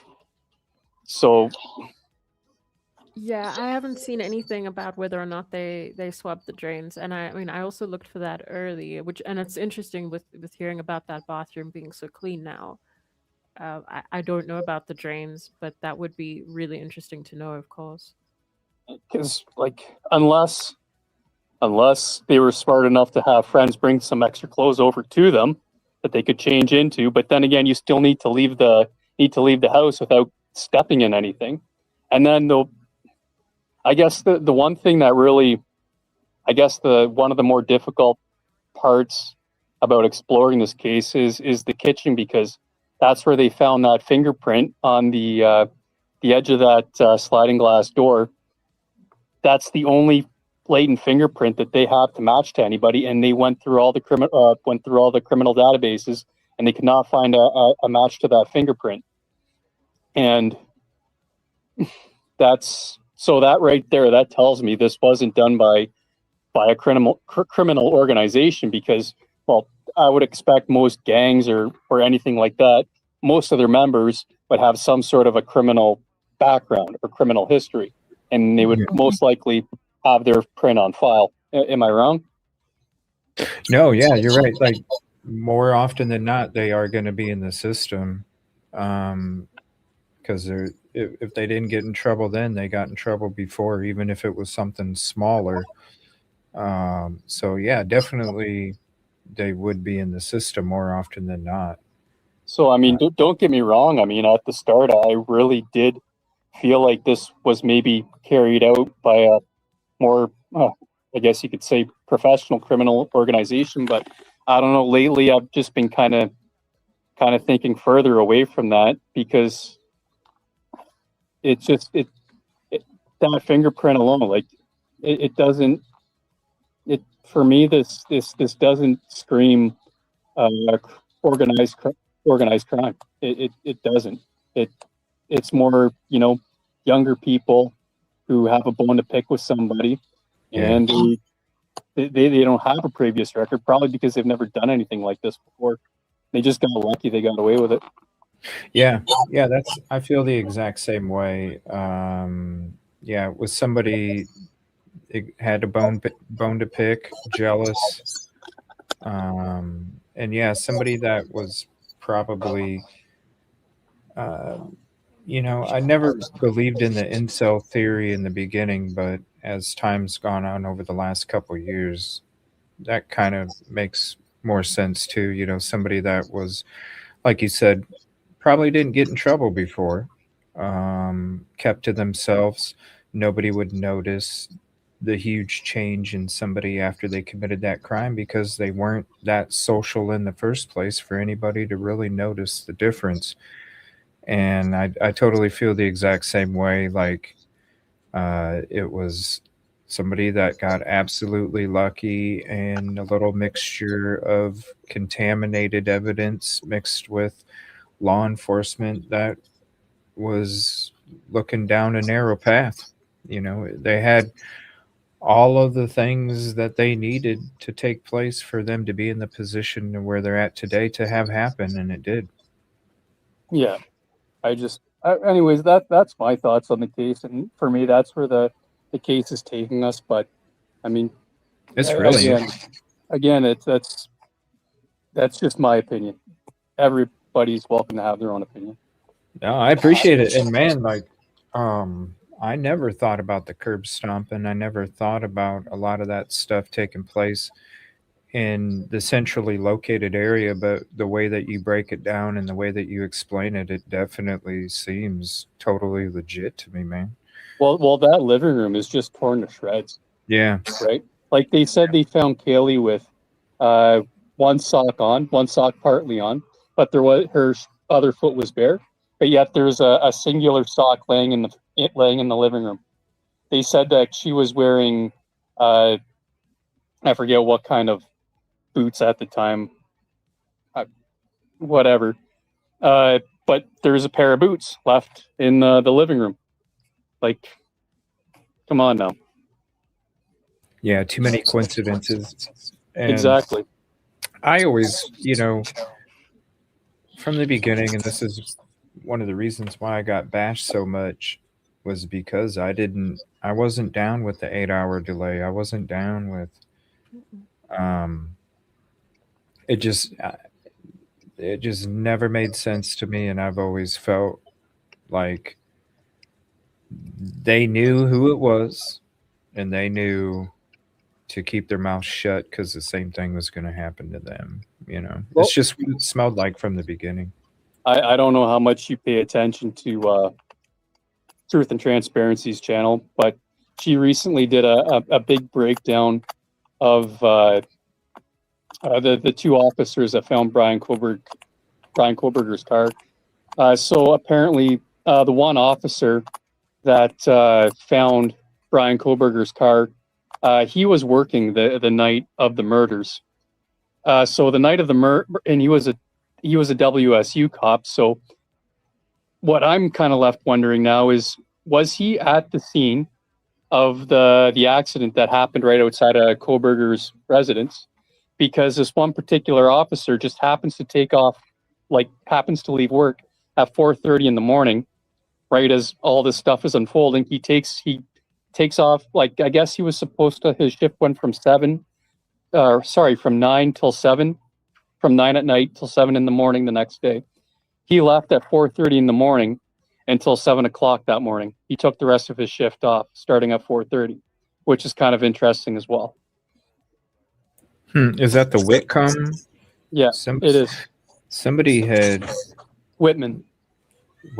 Okay, yeah, it was Whit something. Somebody had reached out to me a few days ago asking me about that, and I know the story was all sketchy, like the whole thing about the roommate turning in Koberger and how the person that left the country, then his story turned into the private driver Eric Gower's statement, and it's like, you've never even been a resident of Washington State, how could you be his neighbor? Like, there was a lot of weird, like, it's almost like the people that were there knew the truth and they were like making their own narratives to push this Elantra and Koberger, and they're brothers. I wouldn't be surprised if they didn't. Well, I mean they do a lot of stuff together, with SWAT units and stuff even. Well, the problem is I mean, how many hazing deaths happen, in these colleges, in these universities? Quite a bit. These sororities, these fraternities, they know how to handle these things. They're experts at it by this point, right? They know how to work with the. Why do you think they have? Why do you think the universities hire their own police force? It's to handle internal matters. It's the same way at the railway that I work at. We have our internal federal police. Because we don't want to deal with the locals.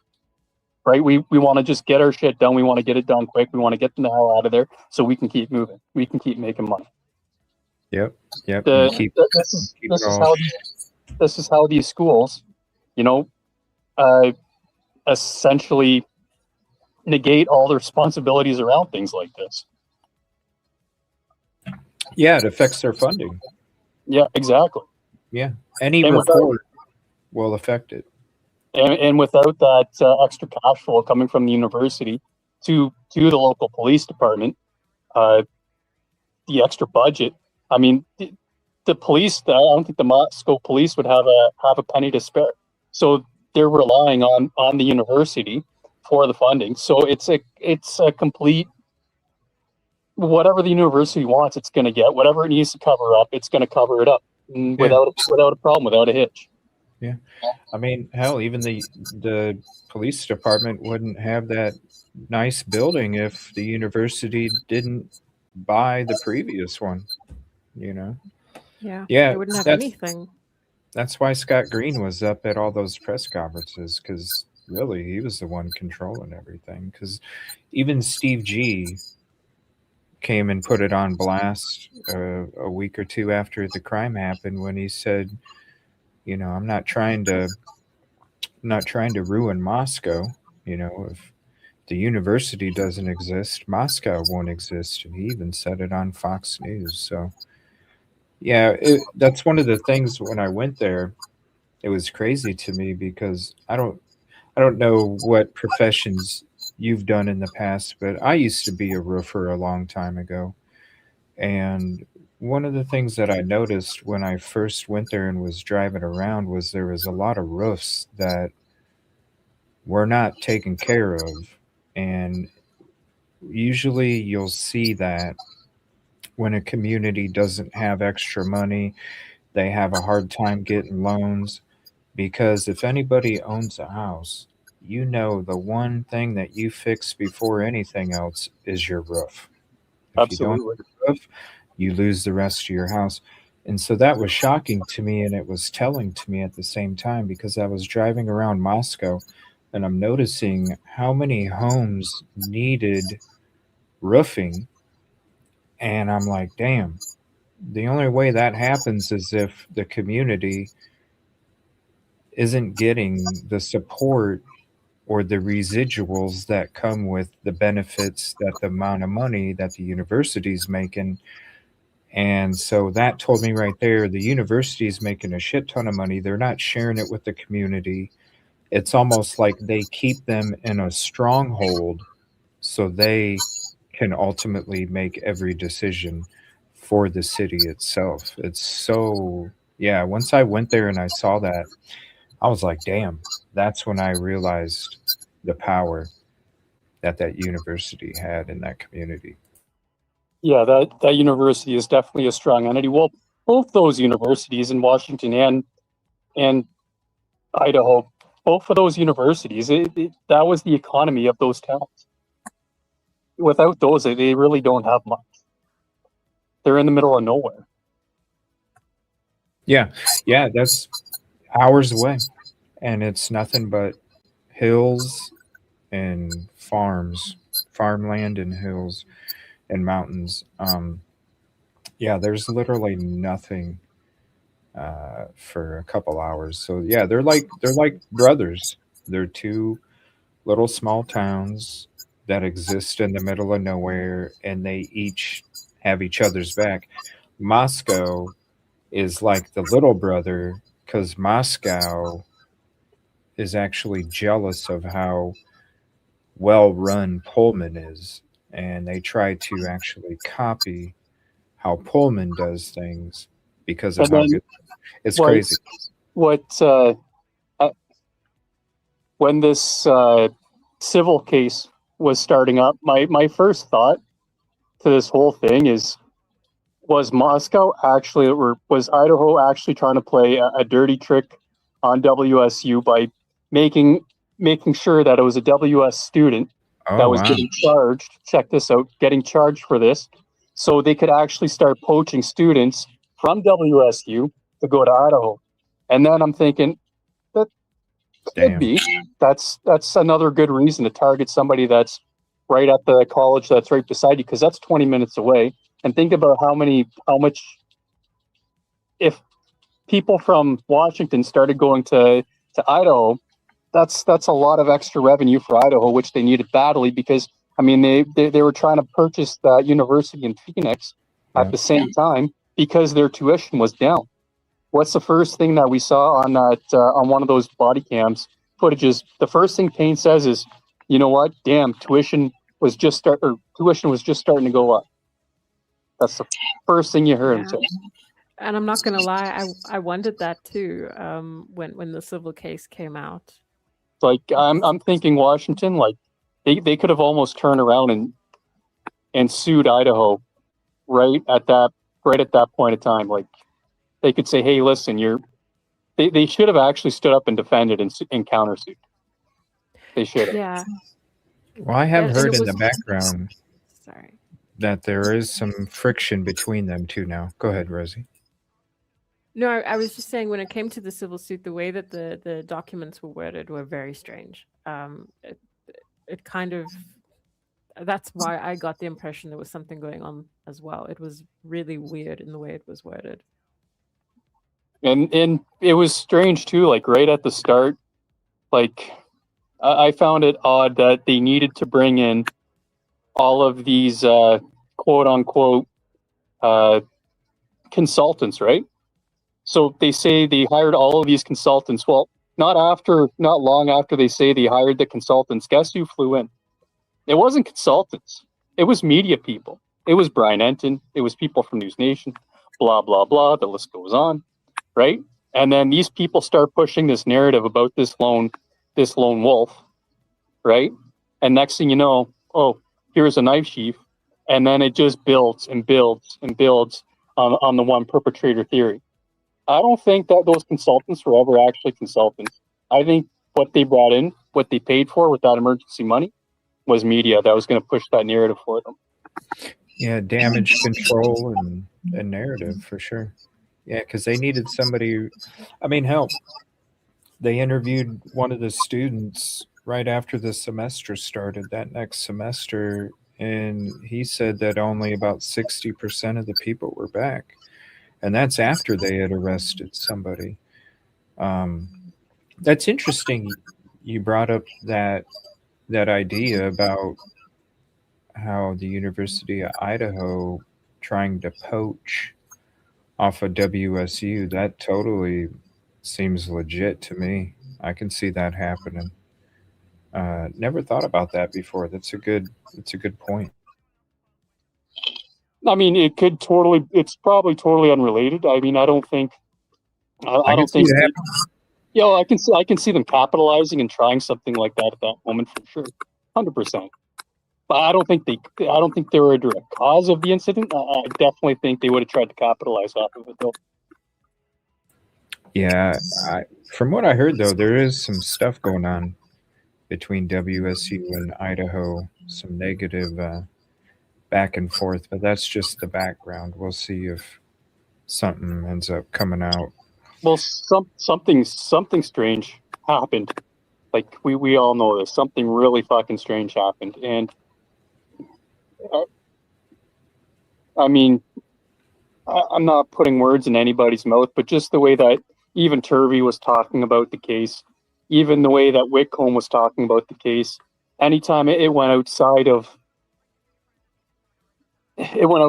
what they wrote this particular book about, they both seemed not jaded, but they both seemed perplexed over the entire situation. Like they knew more, they couldn't speak on it more, but it looked like they both had their minds blown. That's what it appeared to me like.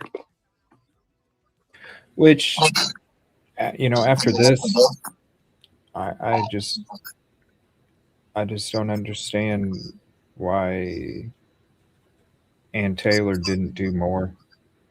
I think she did all that she could, because she was fun.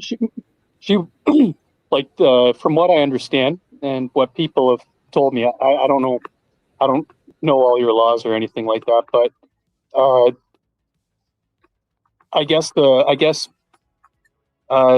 because she's part of a state-run institution, and I guess all of her funding for testing is federal funding. I honestly think they tested Brian Koberger's DNA, even though Maybe they didn't get the results that they wanted. Maybe they did. I don't know. But I think they every time she tried to test something, they would just say, no, there's no money for it. I think they just cut her funding at every single corner.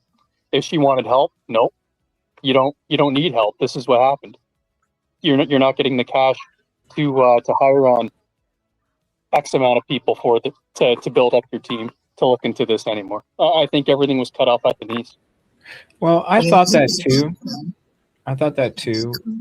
But as I've started to hear Turvey and some of the stuff that he mentioned, like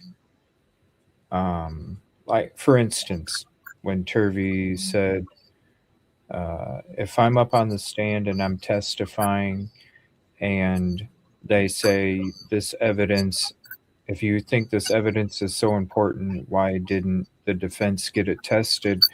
Instead of him saying, I don't know, I could then see him saying, well, it's because her funding was cut off. To me, when he made that response, plus some of the other things that he mentioned about how she changed, it didn't seem like he favorably talked about her at all during his interactions, which makes me think like she really wasn't trying to do everything she could. Because with what Brett Turvey was saying, it seems like he really cares because he's coming out with the evidence to show it was other people, and he's making it public with how he feels. And so he does seem like he cares about the right thing and the right person. And so I would see him having more support for Ann Taylor if that really was the case. Not saying that it's not, but to me, I don't see Turvey speaking out publicly so much against Ann Taylor if she did, if that makes sense. Yeah, it does. I think Ann Taylor did her best with what she had, and unfortunately, I think she was railroaded. Kohlberger was railroaded, and this whole Turvey Ann Taylor drama, I guess you could say, I'm not going to put too much stock into it. I'm not gonna.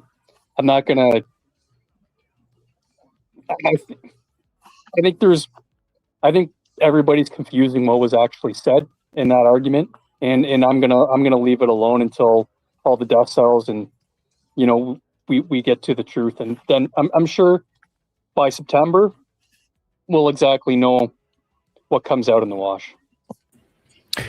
Why do you think September? Isn't that when? Isn't that the deadline for him to make some sort of appeal? I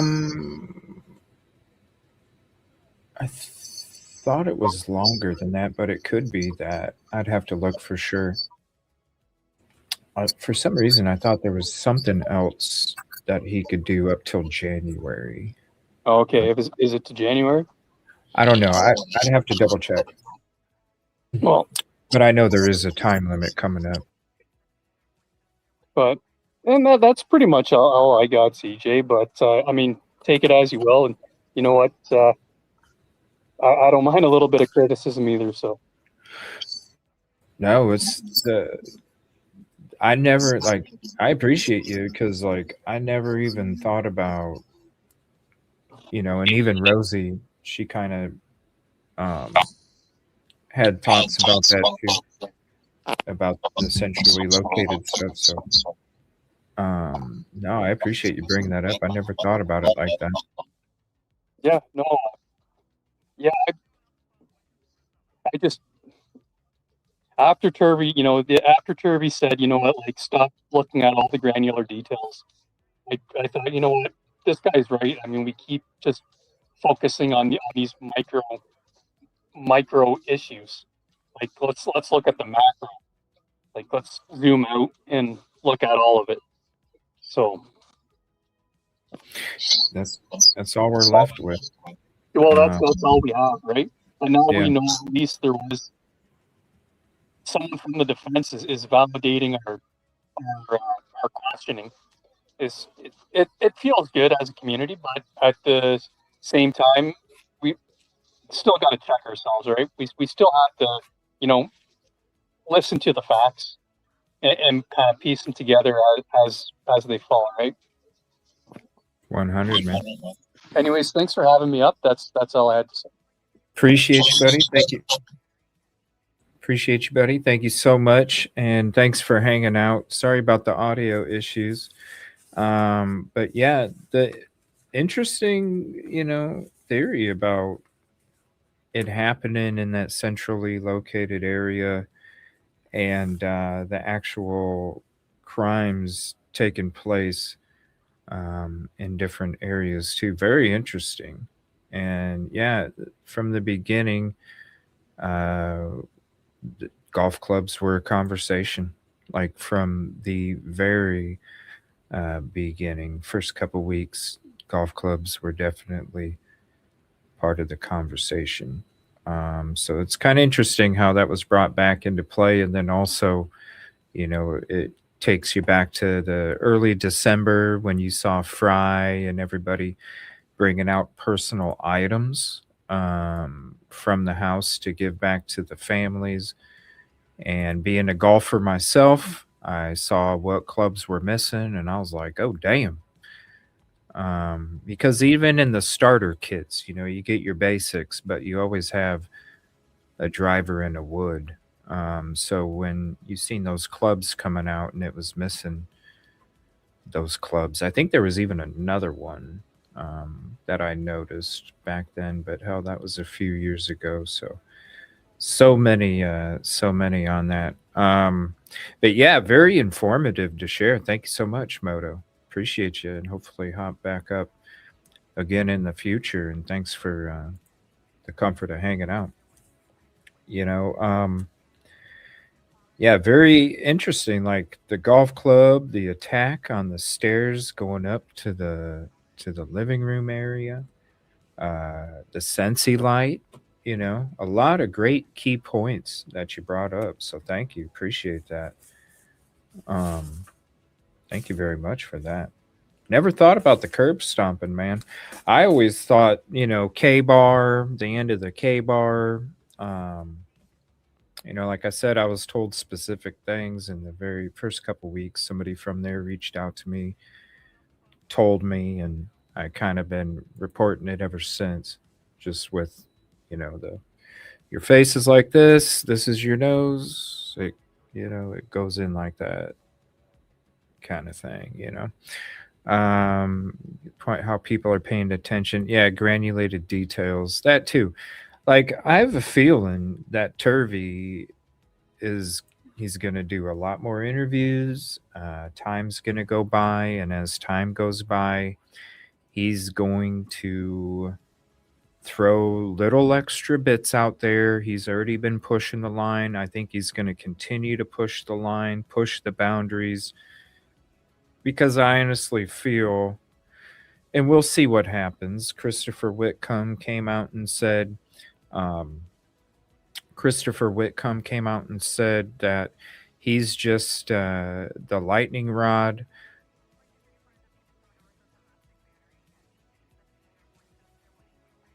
Whoops. What the heck's going on? That there's going to be plenty more people coming out. Now we just know of who's that other book by? I can't remember. I'm having a brain fart. Cy Ray, right? So, you got that book coming out. There's obviously going to be more people talking, but I think Turvey is going to be the one that pushes the boundaries, and he's going to be the one that's going to be like, well, I can tell them without telling them and dropping new information. So stay tuned to Turvey. I'm sure he's going to be, because I think I'm not saying none of them don't care, but I think out of all of the experts I think Turvey is the one that seems to have the most passion and the most boundary pushing, because he obviously wants this out. Otherwise, he wouldn't have said what he said in order for Ann Taylor to snap at him the way that she did. So the fact that he, the fact that he is coming out, that the way that she came at him gives him even more motivation to push those boundaries. And so I really think that Turvey is actually going to be a godsend when it comes to information, details, especially after this hair thing and not getting tested. And I mean, I just don't understand. You have a death grip and how it's not even tested as the number one source for that. So I want to say thank you again to Moto. Thank you all for your support. Thank you, Leslie Billy, for the membership, the gifted membership. Thank you, Moto, for the contribution. We'll be ending the show here. Got a couple shows coming up this week: Tuesday night, Thursday night, might do Wednesday night. I'm gonna have notifications up after later on, just for the topic to be determined. But make sure you hit the notification when you see the noties come up. We'll be talking.